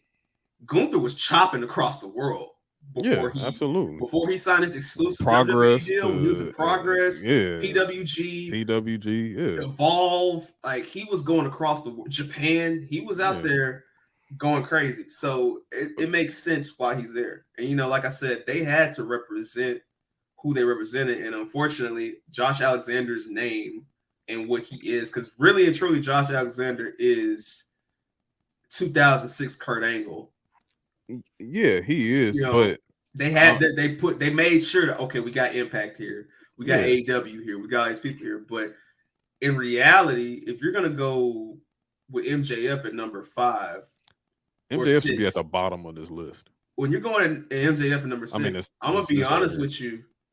Bryan Danielson should be right there. That's what I'm saying. And I'm not even the biggest Danielson guy. I'm just telling you just based off of match quality. But that's why I say this is a work, because to me, this looks like more of a rigged popularity contest than it does actual work rate and actual quality of matches. If this was based on quality of matches, this list would be completely different because Cody Rhodes himself, Cody is in elite. Let's see, he's in maybe 3 match of the year contenders alone since he's been back since January. WrestleMania 39. He's got the 2 matches with Brock. Well, the match with Brock at SummerSlam for sure is another match of the year contender. You can maybe even call his first match with Brock in Saudi a match of the year contender. The first match with Brock in Puerto Rico. Yes. Backlash. You could have had that as a match of the year contender. And the Saudi one was good too. All 3 of them were fire. Don't get it twisted, but you got Cody below Josh Alexander. Personally, and like you said, Josh Alexander just returned. I don't understand how Josh Alexander may just get bumped to 11. Yeah, I need to know this time frame of how they do this. Yeah, I need to know this time frame, because if you're going from January, no, because literally Alex Shelley should be right there instead of Josh Alexander at number 9. And then if you want to bump, I would bump Orange Cassidy past Okada, definitely past MJF. MJF would be sitting right there at number 10. Man. When I read that list, dog, what's that famous quote that they said Tupac told Biggie when Biggie confronted him in the parking lot? I'm just trying to sell records, man. Y'all just trying to sell magazines, dog. You can't tell me you not. Because, because this is crazy. I don't and then Will Ospreay's in 2 match of the year contenders. Hey, I ain't even gonna hold you. That match with Jericho was not bad. So it wasn't that bad. It really wasn't. He has been working. They may have had the best match on that. No, they did. They did. They did. Yeah. So he's been working. Yeah. And he's been going across the globe working. They got him at Impact soon. He's probably gonna be at this Wrestle Dream shit. He's been the ambassador for New Japan this year. Yeah. So yeah, I'm with you, Nelson. It's got to be September to September, because this is because that's weird. This is so it's so fucking strange, bro. Yeah. I don't understand, because John, I'm gonna keep it real with you. John Moxley is in no match of the year contenders. 0. He's in no match of the year contenders, but I'm gonna 0. Say he's done nothing. None. But I will say this about John Moxley, and again, this is probably how they're doing this list.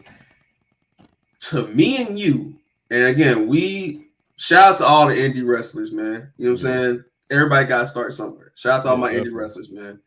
Stay tuned. But for these people, right, who go to these gyms, who go to these bingo halls, who go to these small venues, right, and they're having, they're sitting there in their night and they're seeing this top guy like John Moxley come through, that's big to them. Right, that's big for them. So I understand giving Moxley his credit, because the dude is a workhorse. It may not be what we like, but he is a workhorse. I will give him that. But there's a fine line between workhorse and putting on quality top matches of the year. Because if y'all are going off of workhorses, Ray Phoenix and Pentagon should be up high too. Yeah. For what they do, I don't know what Marcel was saying though. I don't know. He'll explain later. But yeah, Gunther literally like, all right, and listen, I love Nakamura, I love Ricochet, but what Gunther has done with that Intercontinental Championship, yeah, come on, it is just as important as that undisputed Universal title. Yeah, just as important. It's very, very desirable now. It's very desirable. He's, to me, if someone said Gunther's the A champ on Raw, I'm not mad at it. Yeah, I ain't mad. I'm not mad. I'm not mad at that. Yeah, shout out to Gunther for guys. Yeah, shout out to Gunther for getting his recognition. And I mean, next year might be Gunther number one. So yeah. And just to pivot over to some, he said, Nelson. Marcel says, Larry, I don't think Bryan Danielson should be in top 10. All right, I don't disagree with you on that. Yeah. However, I think he should be ahead of Moxley, but he's been injured. He's also been injured for the most part. But he also had. I'm looking at work rates, right? Yeah. Let's be real. Bryan Danielson, his matches with MJF and his match with Okada, Moxley don't have those. Right, no. Kenny Omega has more of those in trios action, in singles action. Why is he not up there? Yeah, Kenny Omega didn't even crack the top. Didn't even crack the top 10. He's been holding that company up with like trios matches. You know what I'm saying? Yeah. Like, and teaming with the Bucks and teaming with all of them. So I don't know. Right? Yeah, it's very strange. It's what it is. Well, speaking of someone who was on that list that was in that top 3, our tribal chief Roman Reigns. Roman Reigns talk. Finally, put the ones up. Roman Reigns next match. Say it with me. SAUDI.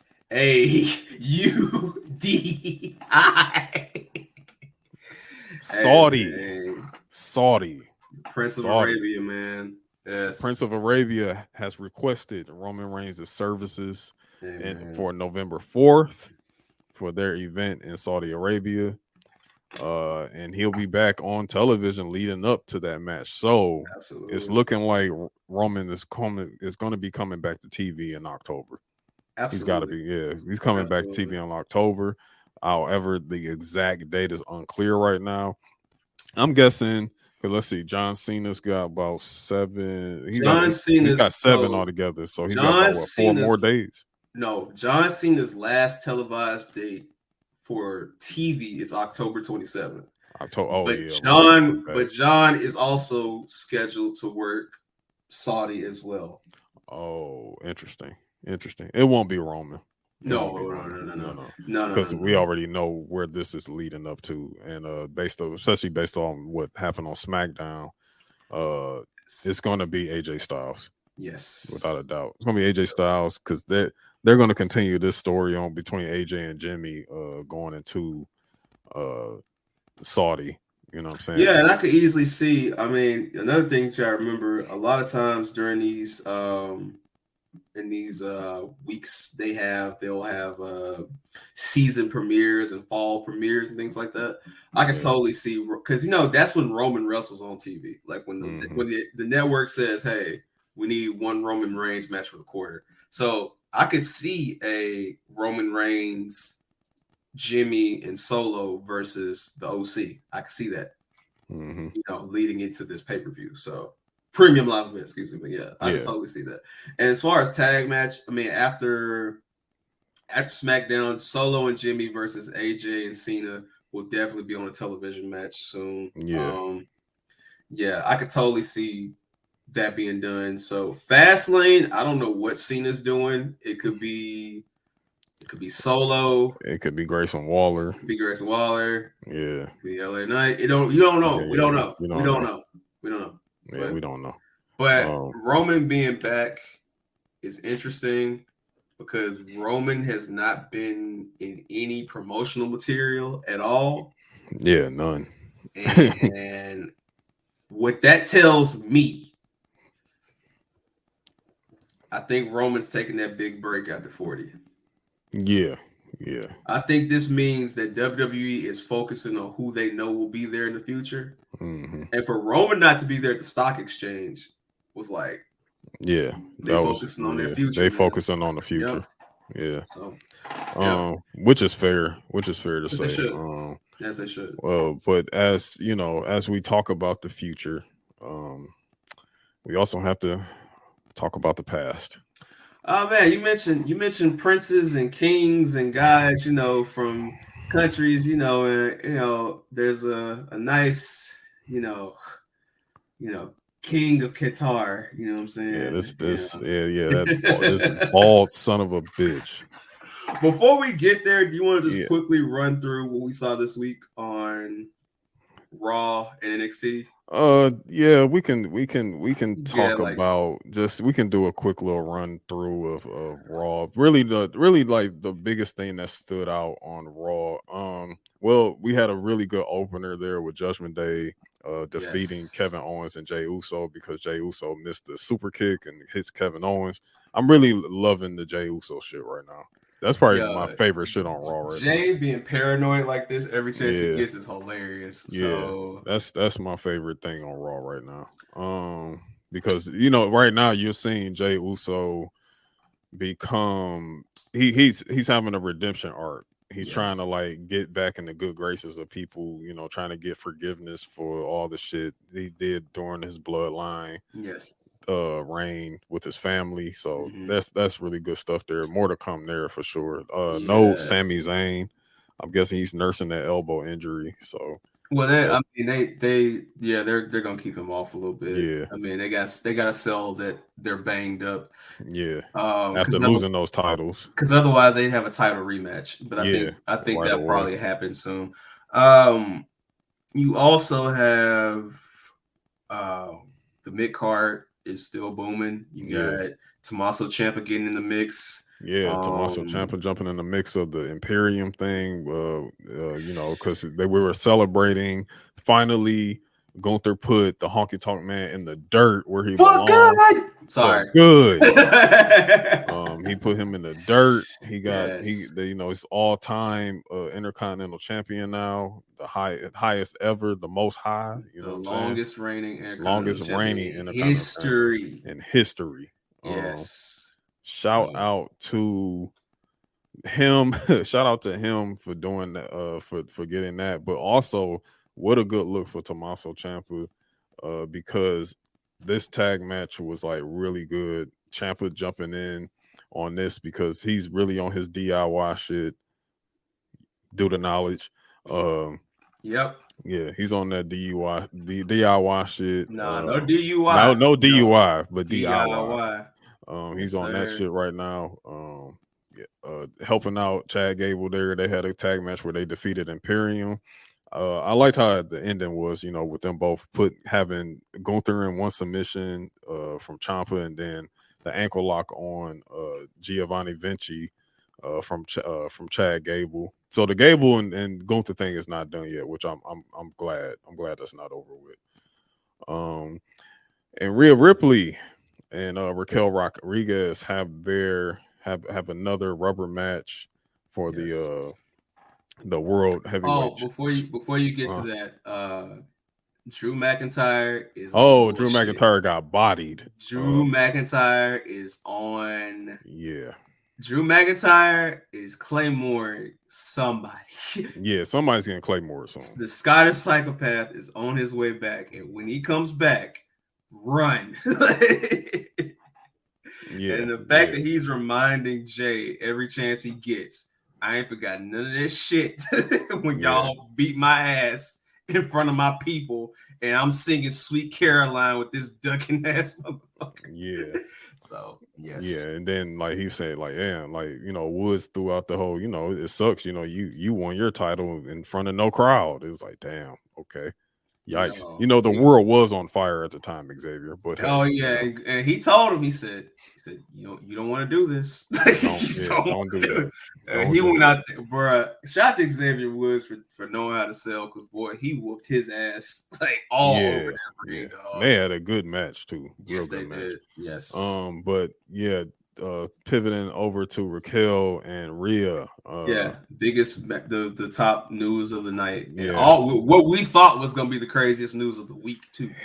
Yeah, so we all know how this match ended. Rhea Ripley defeated Raquel because of interference by a returning Nia Jax. We're gonna do the knowledge on that. We're gonna do the knowledge in a on minute. all this Oh, in a second. You know, we'll do the knowledge to close out this damn show. Yes. Yeah. Yes. But yes, Nia Jax is back in WWE. Did she take the shot? I don't know. But hey, you know what I'm saying? We're here. I'm a vibe. Yeah, I'm a vibe. I'm a vibe. That's what I'm gonna do. I'm a vibe.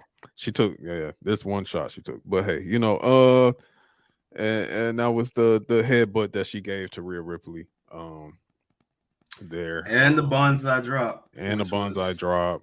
So yeah, her Nia Jax is back. I'm not going to sit over here and jump on to that train of what social media was doing with Nia Jax because of her reputation of being unsafe and everything. I'm just going to leave that alone because I think she got bullied enough during the week. So we'll leave that. Shout out to Oscar. I'll say that. Shout out to Oscar. Shout out to Oscar for coming to her defense for sure. But yeah, that was Raw. So NXT was solid, man. Listen, I know NXT actually almost did a mill this week. They did their best rating in 3 years. Yeah, the best rating, the Becky effect. Let me tell you, the Becky effect. Big rating Bex. Big rating Bex. That's why they call her the man. She is the man for a reason.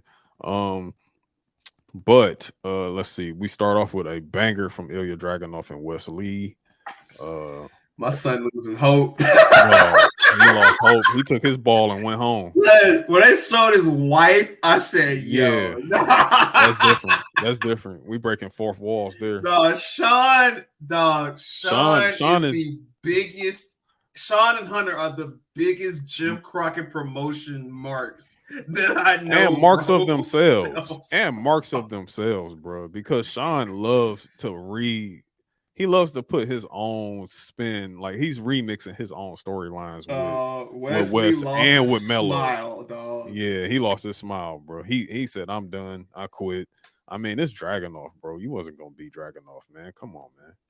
Come on, dog. Man. Dragunov, and I'm talking about a brutal finisher to what, like, my God, Dragunov is just different, bro. Yeah, I love that crazy Russian. The last two people to beat our longest reigning IC champion was Braun Breaker and Dragunov. So I mean, you know, yeah. But yeah, that was a good match there. The trios match, Damon Kemp, Drew Gulak, Charlie Dempsey, they defeated Josh Briggs, Brooks Jensen, and Miles Bourne. Miles Bourne turns on Josh Briggs and Brooks Jensen, and I'm guessing he's joining the NXT catch point. Basically catch point NXT baby ring camp, right? This is basically catch point in NXT, the real Blackpool Combat right? So yeah, so he turns on those guys. So there's that. Fallon Henley looks sick because you know she's just like, damn, like I trusted this dude, and they keep losing, you know what I'm saying? You know, y'all, you should have just let Kiana James cook. That's all. Well, speaking of Kiana James, man, NXT Women's Breakout Tournament on the way. Yeah. So we got some new talents. Hey, you thought, hey, we're gonna release an album, right? But then, we're gonna come back and say, you know what? Here's another. You know what I'm saying? Here's another. So thanks for taking this journey with me. Yes. So you know what? Here's two more. And so we got that, we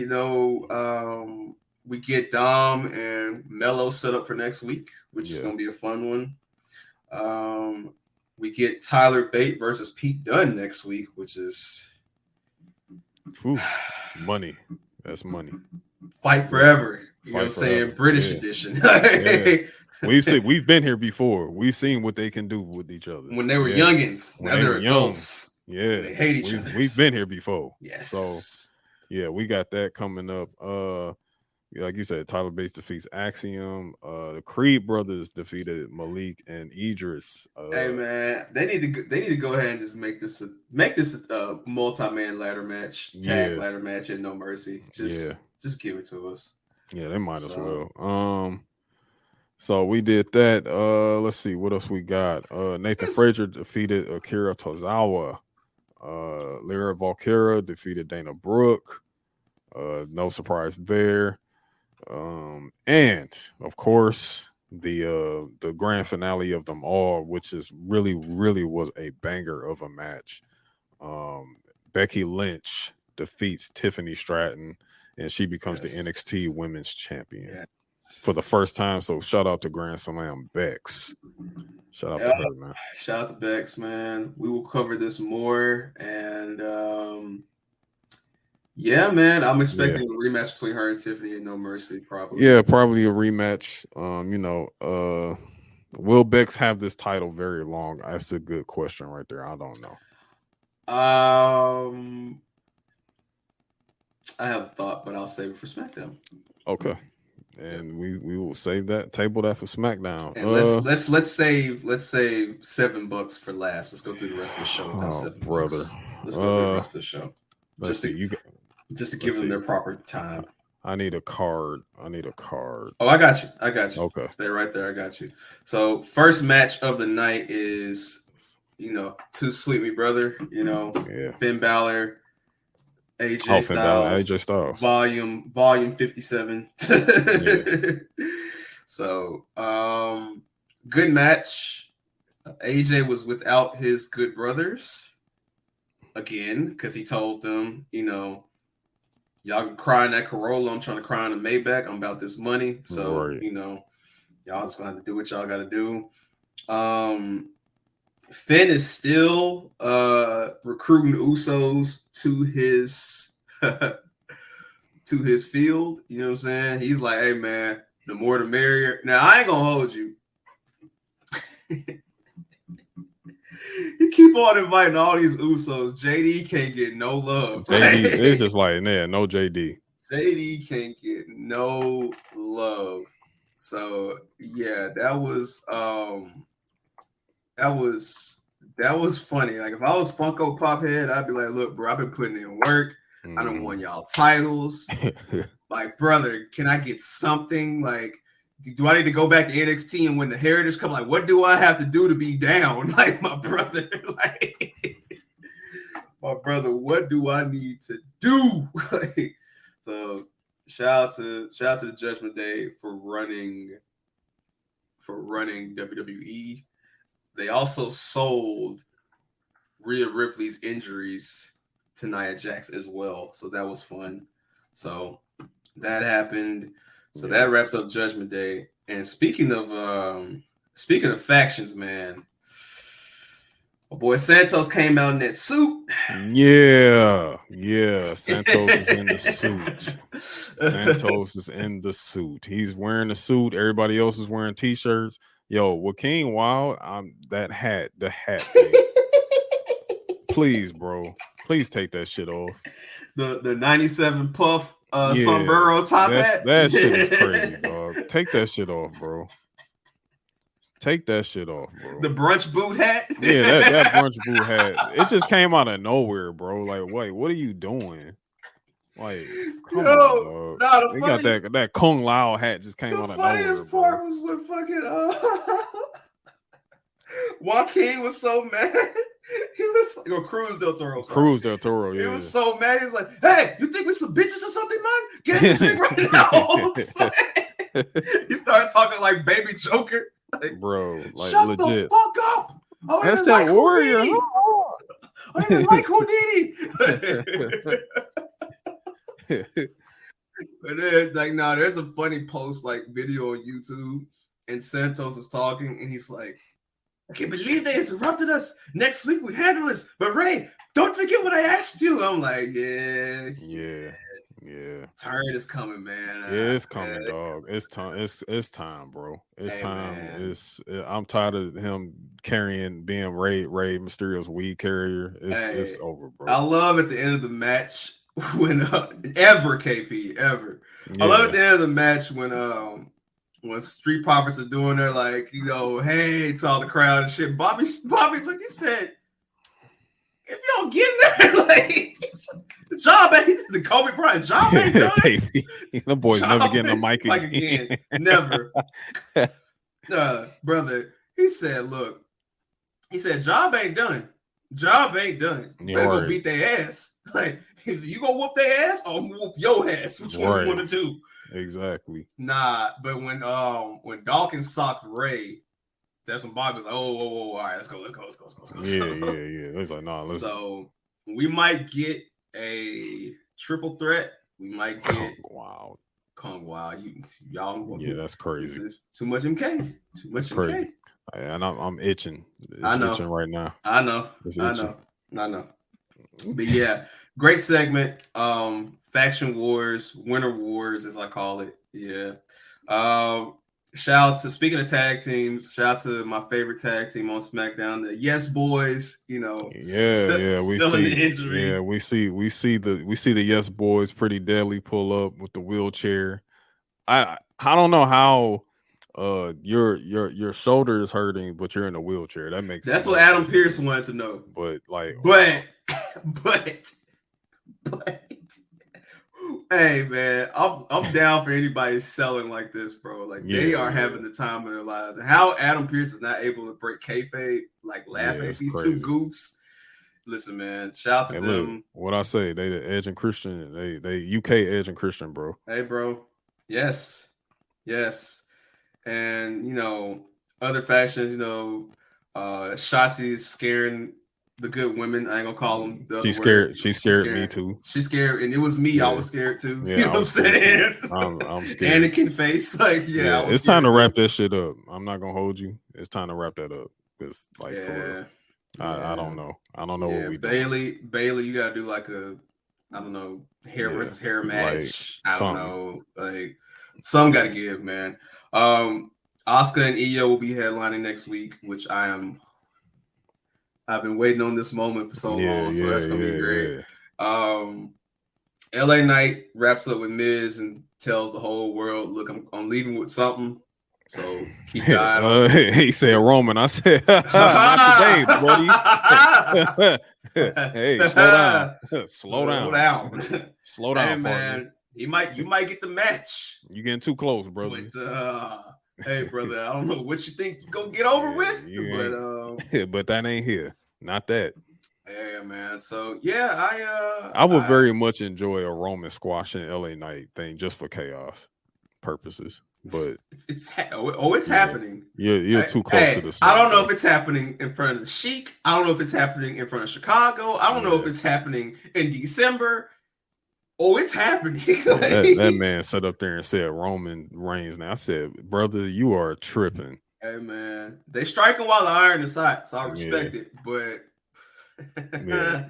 you tripping. There's a story to finish. And speaking of stories that we've been watching, man, we're gonna wrap up our show by doing the knowledge on this. So, all right, AJ, we should have known something was up when we saw Nia Monday. That should have been the clear indication that something was going on. Mm-hmm. So let's just walk through this timeline for the people, right? About a month and a half ago, apparently they were testing his entrance. The Great One, the Brahma Bull, the Rock, Rocky Maivia. You know, if you smell what he's cooking. They were testing his entrance, right? So we thought SummerSlam. You know, somebody made a call and said, ain't no way, not in my city, not in my turf, not in my territory.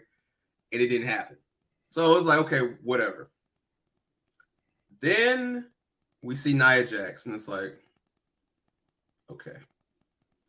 Then out of nowhere, due to the strike, and I know they can say whatever for the love of the fans, but due to the strike, John Cena comes back. Then I said, okay, this is interesting timing. Then Nia Jax shows up Monday. The same day that Endeavor announces that, you know, they've closed this deal There's a report that comes out. That's why you got to look at more websites than just these wrestling websites. Comicbook.com, let me know this. Engadget, let me know this. MSNBC, let me know this. Dwayne's $7 production deal with Universal has been halted because of the strike. Meaning they're not going to fund development of any more shows, pay you just to sit at home and not do nothing till the strike is over with. This is all Tuesday. Then the days go by. Not thinking of nothing. Then it's announced that The Rock is going to be on Pat McAfee's show. I'm like, all right. This is in Colorado. Denver, Colorado. Now, I want y'all to do the knowledge on this. Colorado is in the Pac-12. Correct. And where is the Pac-12 games being broadcast? There's a program called ESPN. No.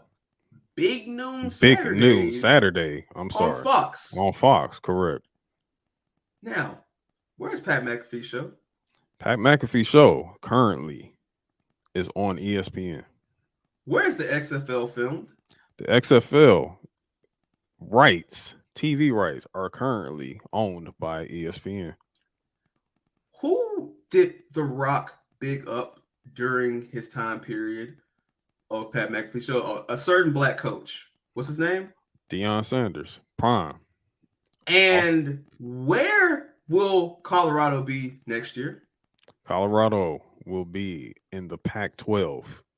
They're in the Pac-12. Now, I'm sorry. They will be in the Big 12. He's trying to get through the Big 12. segment, y'all. He's trying to get through the segment. It's just, it's arguing. They will be in the Big 12. They will be in the Big 12. Being a good friend right now. It's hard to say Pac-12 and Big 12. I mean, come on. Like, so it's right. Literally, the first word is the difference. But yes. They're going to be in the Big 12, which has the TV rights from ESPN, if I'm not mistaken. You don't say. So, also, where was SmackDown? Colorado. SmackDown was also in Denver, Colorado. So, and who did Dwayne say that he probably could have had a match with this year? Roman Reigns. But that's SmackDown. And that's in Colorado. And who has been reported along with Amazon and being interested in WWE SmackDown rights? Amazon and also ESPN, the mouse. Say what you want, and I respect your opinion, everybody. The mouse 100% sent Pat McAfee and The Rock on a dummy mission to Friday and told to tell Vince, whether it be satellite, whether it be right in person, whether it's FaceTime, hey, buddy, we're sorry we called y'all some chumps. We're sorry we said that this wrestling stuff isn't real sports. We apologize. We want in. These are our two guys. We know you like these two guys. The fix is in, bro. The fix is in. Because this has been bald son of a bitch pulled up for weeks, brother. That bald son of a bitch pulled up to SmackDown to open the show. I mean, this was a supersized SmackDown. I mean, and this Cena. moment is, listen, you got that pop, and probably a pop of the year, honestly. And like somebody said, the pop that got bigger because people realized it wasn't like Miz and cosplay, and it wasn't somebody faking the funk. Because the last time something like that happened, KO was cosplaying the Stone Cold. Yeah. And the crowd lost it, but it was just KO, prepping for his Mania match. Yeah. And shout out to Austin Theory for living his childhood dream. Yes, Alvarez, he shouldn't be taking this advice from you because you didn't make it. You were never in a position to be in the same ring with The Rock or John Cena or Stone Cold or Pat McAfee or Vince McMahon. So I'm sorry. Yeah. No, Nelson. Fuck out of here. Yeah, Nelson is going crazy. He just went crazy. For the people that are listening, he said he said The Rock was in Nation Domination, who was on their God body. Rock has talked about $7, and 7 is the God number. So Good. Rock was on his mathematics day one. Dueling the knowledge. Yep. And then if you notice the lightning bolt on Black Adam, what does that look like? A 7. So yes, I get it, Nelson. I did that. We're doing the knowledge. The knowledge is crazy right there. And look who pops up when you start talking about 7s. Black Murph. Black Murph. Black Here we go. Murph.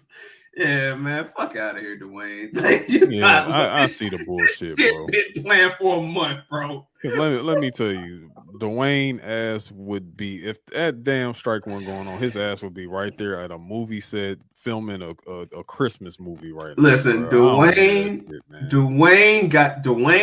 See, the thing is, this was reported Tuesday. Dwayne has known for weeks that they were going to halt his $7 production deal. Yeah, with Universal. Yeah, man, this has been playing for a month, bro. Yeah. Listen, man. Dion did well.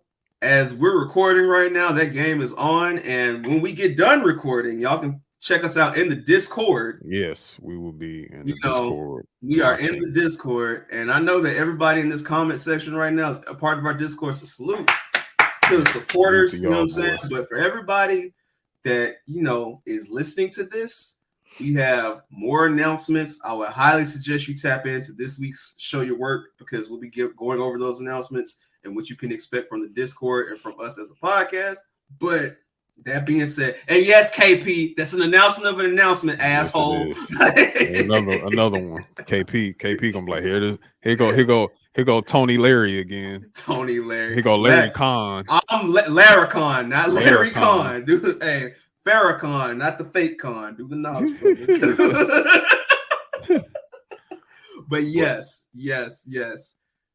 This has been in motion for a minute, man. You can't tell me it hasn't, bro. This man literally said, nah, man, I ain't doing shit. Yeah, I'll go to SmackDown. Yeah, I'll go to SmackDown. Ain't Cena over there right now? Oh yeah, he'll like this. Speaking of which, we got a really good scene out of him and Cena doing the look at us. Yeah, look at us. Look at us. Who could imagine? Never Not be me. back. Right. Like, bro, yeah, it was really cool. I also liked how they did the "you can't see me" thing, and Cena was standing there still. And he's like, "Oh, I can see him." Yeah, Pat living up that gimmick with Cena has been hilarious. Yeah. So now, all right, let's ask the honest question that everybody wants to know. Okay. Let's be for real. Survivor Series, Rumble, or Mania? Royal Rumble. Thank you. It's Rumble, dog. Royal It's Rumble. Tropicana field. It's Florida. Listen, man. They got two stadiums. Yeah. Royal Rumble. Dwayne is three. Don't you include Mania? 3 stadiums. Yeah. Dwayne is taking the dive at the Royal Rumble. He's putting over his family members. He will go to Philly, whether it's Austin Theory, whether it's LA Knight, whether it's somebody Solo Sikoa, somebody he can elevate in a match that he will win. That's going to happen at WrestleMania 40. Yeah. If this Roman Rock match happens, it's going to be a Tropicana field, dog. Yeah. You cannot rob Cody Rhodes of that moment and throw away a whole year of storyline. Seth Rollins of his moments. Rollins, yeah. Rob Drew McIntyre. Rob Damian Priest, who has his Money in the Bank briefcase. Shinsuke. This is bigger than Nino Brown. This is bigger than $7, bro. Yeah. Like, this is the main card. I'm not putting that in the hands of a 54-year-old man, bro. I'm sorry. Who looked like his biceps were gonna fall off the bone if he tried to rock bottom. And I'm sorry, that people's elbow was nasty. That shit was disgusting last night, bro. Like, that man was moving so slow. Come on, bro. That man, that in the 40 time, that man right now is running a 6.1. A 7 point. 7 point was right there. Come on. A 7. He's running a 7 in a 40-yard dash right now. I don't want to hear it. Hey, I don't want to hear none of that shit, bro. Listen, and here's the thing. I'm a fan of Dwayne. I told y'all on this podcast as a child, as a kid. That's what got me into wrestling.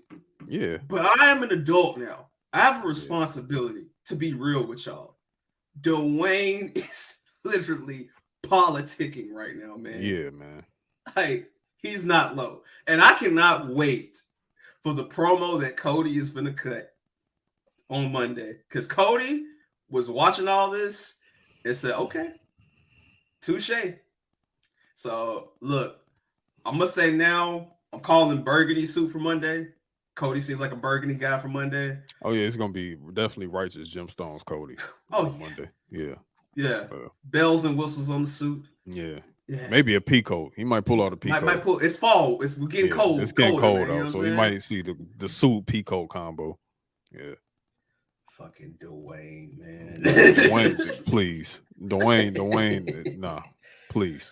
Listen, please. Brother, this man here is a sick man, dog. Like, and he knows what he's doing. So it's like, it's so sick, but I respect it. But it's still sick. It's like, I know what you're doing. You're not low. And I respect what you're trying to do. But, brother, if you don't get in that ring and put over Solo Sikoa, like, this man will do everything in the world to avoid his family. Oh, yeah, for sure. I mean, he showed up to work when Roman's not there. He showed up when Roman's on PTO. That's somebody's goal. Man, get out of my face, bro. Get out of my face, man. Get out of my face. You showed up in Denver, Colorado, bro. Denver. Hey, man. Denver. Why you think we said September 3rd, bro? We saw this a while back. Detroit was right there on August 5th. Detroit was right there. But you didn't want to pull up in D-Town. But you ain't want to pull up here. You ain't want to pull up. You ain't want to pull up when the whole family was outside in the ring, bro. You ain't want to pull up then. You pull up in Denver, Colorado. Yeah. Yeah. Somebody's goat, not mine. Hey, y'all. Hey, somebody did this. Dwayne did this. Hey, man. But hey, it is what it is, man. Like, we did the knowledge that we pulled, we put all the strings together. Hey. And when it happens, hey, stay woke. I want my credit too. Yeah. I'm tired of being humble with that. I want my credit. When y'all see Rock, Roman, Royal Rumble, I want my credit. All y'all, they need to do 2 nights and Mania. Nigga, fuck out of here. 2 nights. Wait, what do y'all think this is, bro? AJ, man, you don't get the fuck out of here. Nah. Let that shit fly, bro. Let that shit fly. These niggas tripping. No, y'all in tripping. the words of the great Louis Farrakhan, nigga, please. About 2 nights in Mania. 2 nights at One Mania. night with Rock, one night with Cody. Come on, man. No. Make it make sense, y'all. Make it make sense. Y'all want the win. Y'all want. Be realistic. Y'all wanted Bianca to headline. I thought y'all wanted Bianca Sharp. That's what I'm saying. Like, that's gonna happen. Yeah, like we want women to close out night too. Y'all been crying for Seth and Drew to get a top spot headline, right? Well, how that gonna happen if Dwayne got that? But all of a sudden, we got to move. We got to move that out the way for $7. You better tell Dwayne to open up the show with all the other legends like he always does and call it a day. Open up that show. Hey, do your little Young Rock promo and then get out. Leave. Goodbye. Bye. Real niggas on the way. Not you, bro. Not you. Hollywood is that way. That way, bucko. You over here trying to fucking bring up WWE SmackDown, nigga. Triple H trying to find a way to bring up Brian Breaker right now. You talking about some let me pop up. No thanks. Man. No thank you. Dwayne. But shout out to everybody. You know what I'm saying? Everybody in the E right now. It is a good time for real. However, I will be watching y'all. How can we forget? How can we forget? How can we forget, man? What? Let's end off on some funny shit. Shout out to everybody in the E because AEW might be having the worst month of their life. And all you niggas and people, not just niggas, everybody. 72,000 tickets. Didn't even sell out past SummerSlam 92. Bulldog needs to come back and whoop all y'all's ass. All y'all ass. All this cap. And all that damn cap. You know what makes it bad? It wasn't even Tony did all that. The damn government was like, government said no. They said, fuck out of here. The government said, we are trying to get a WrestleMania over here. There are lives at stake. I don't give a fuck about your fake numbers. They said 81. Yeah, all right, watch this. Hey man. Them boys pulled out them gate records. They pulled out the paperwork. Give me 15 seconds, brother. I'm still here. Give me 15 They pulled out that paperwork. They pulled out that 10. What was it? What's my man on YouTube that's always got paperwork? They pulled out that 1090 Jake paperwork. Yeah. They pulled out that paperwork on Tony Khan. They said, funny numbers. Hold up. I got you. No. Hashtag funny numbers. Funny numbers, bro. The damn government regulation had to do that, bro. And listen, man. Listen, bro. They pulled up. They said, hold up. Damn. They said, you're not real. You're not real. Hey, man. They pulled up the tickets. All you heard was, nope. Yeah, bro. Nope. Sorry. Nah. Nope. Nope. Dummy. Yeah. Them boys, hey, them boys was over there. Them boys was scanning they scanned one ticket. Hey, scan it one more time. Doop. Scan it 3 times. Like, nah, come on. Fuck out of here. Fuck out of here, Tony. Fuck out of here, bro. Niggas had to fucking do a mental health check on Will Ospreay. Like, come on. Yo, Ospreay, how you holding up? You know, you got that tattoo. Hey, my mom called me, man. I'm doing all right, but it's still fucked up, man. I'm just processing it right now. Yeah, nah. Hey, man, look, y'all thought that AEW, and here's the funny thing about it. There's no Punk. There's no Jade. There's no Cody Rhodes. There's some other exits that are going to happen between now and next August. Hey, y'all top guys not even the draw. Hey, there's no guarantee that y'all even going to do close to the same numbers next year. Y'all will probably do like 45 next year, which is still good. The realistic number that I said they would do this year. Which is good. That's not a loss. It's not a subjective. Subjective, yeah. But hey, it ain't 81,000. It ain't 81,000. Hey man, hey look, we couldn't get 81 point challenge at 2K. Y'all get 81,000 tickets, nigga.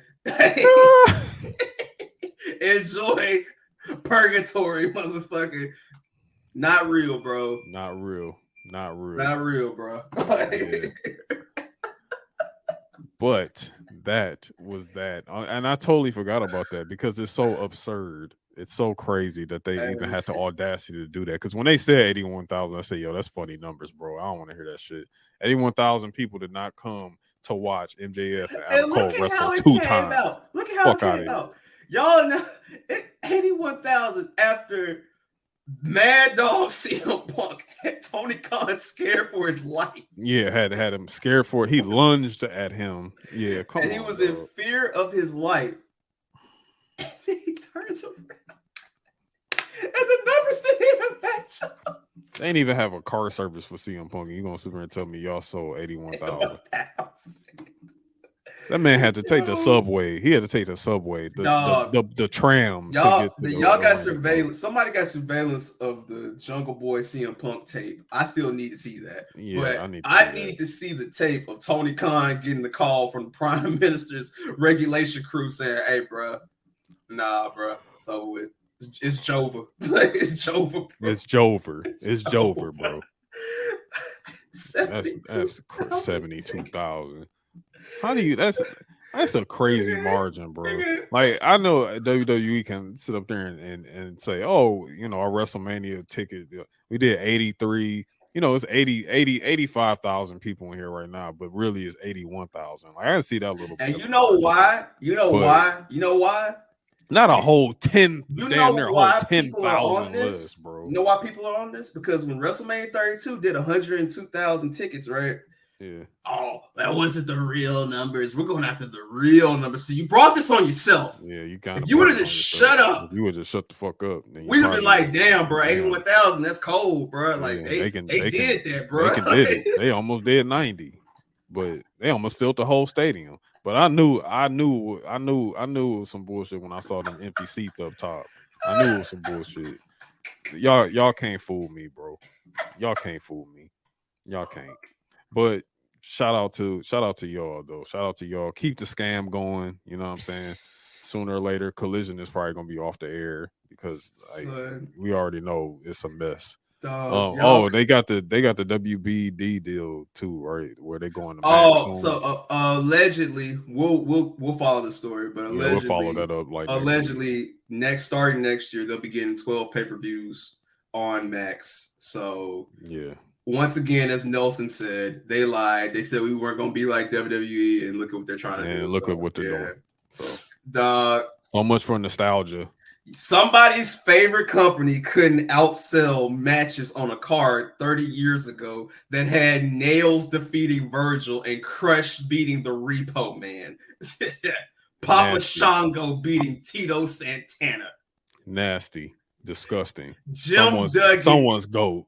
Jim Duggan and the Bushwhackers again defeating the Mountie and the Nasty Boys.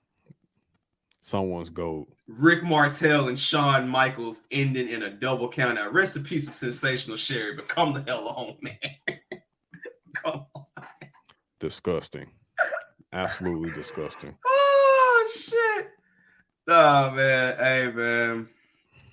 God don't like ugly, bro. That's the lesson. That's the lesson that y'all need to learn, man. People talk too much. People say too much. And stop lying. Just stop lying, bro. Just stop lying, man. That's all I can say. And then this is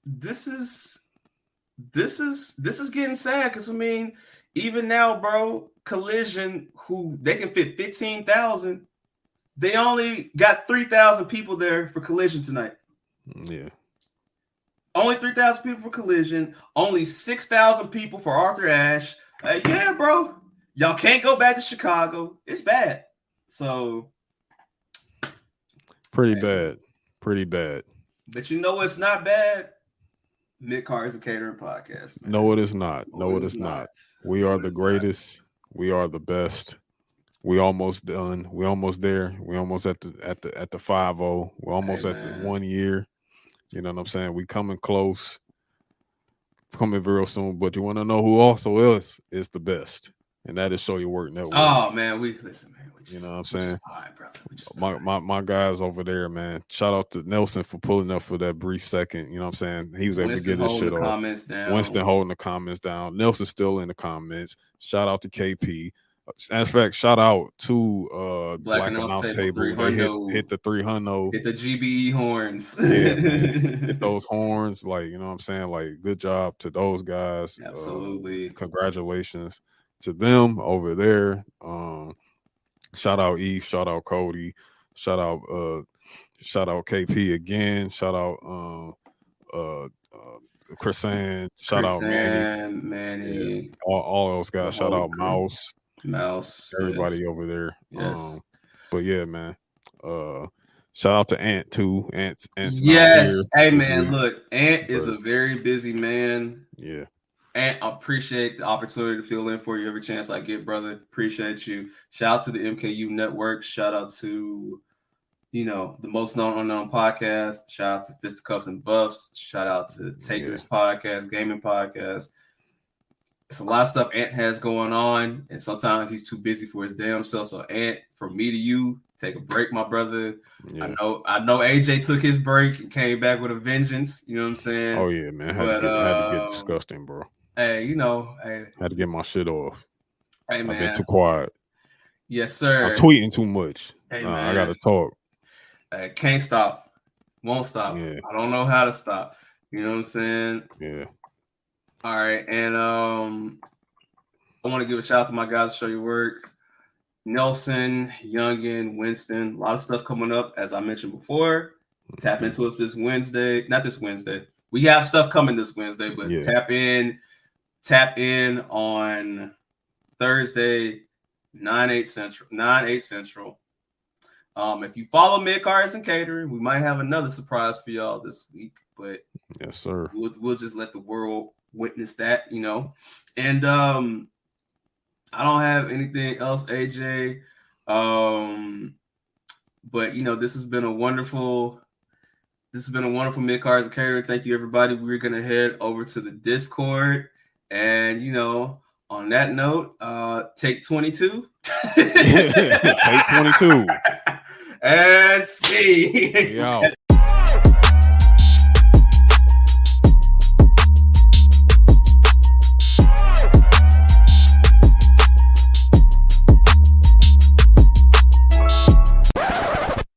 Thank you for listening to Midcarders and Catering, a weekly podcast focused on pro wrestling.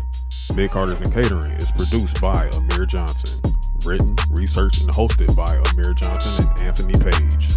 Original score by Justin Motizzi Ward and Aaron A. Train Fuller.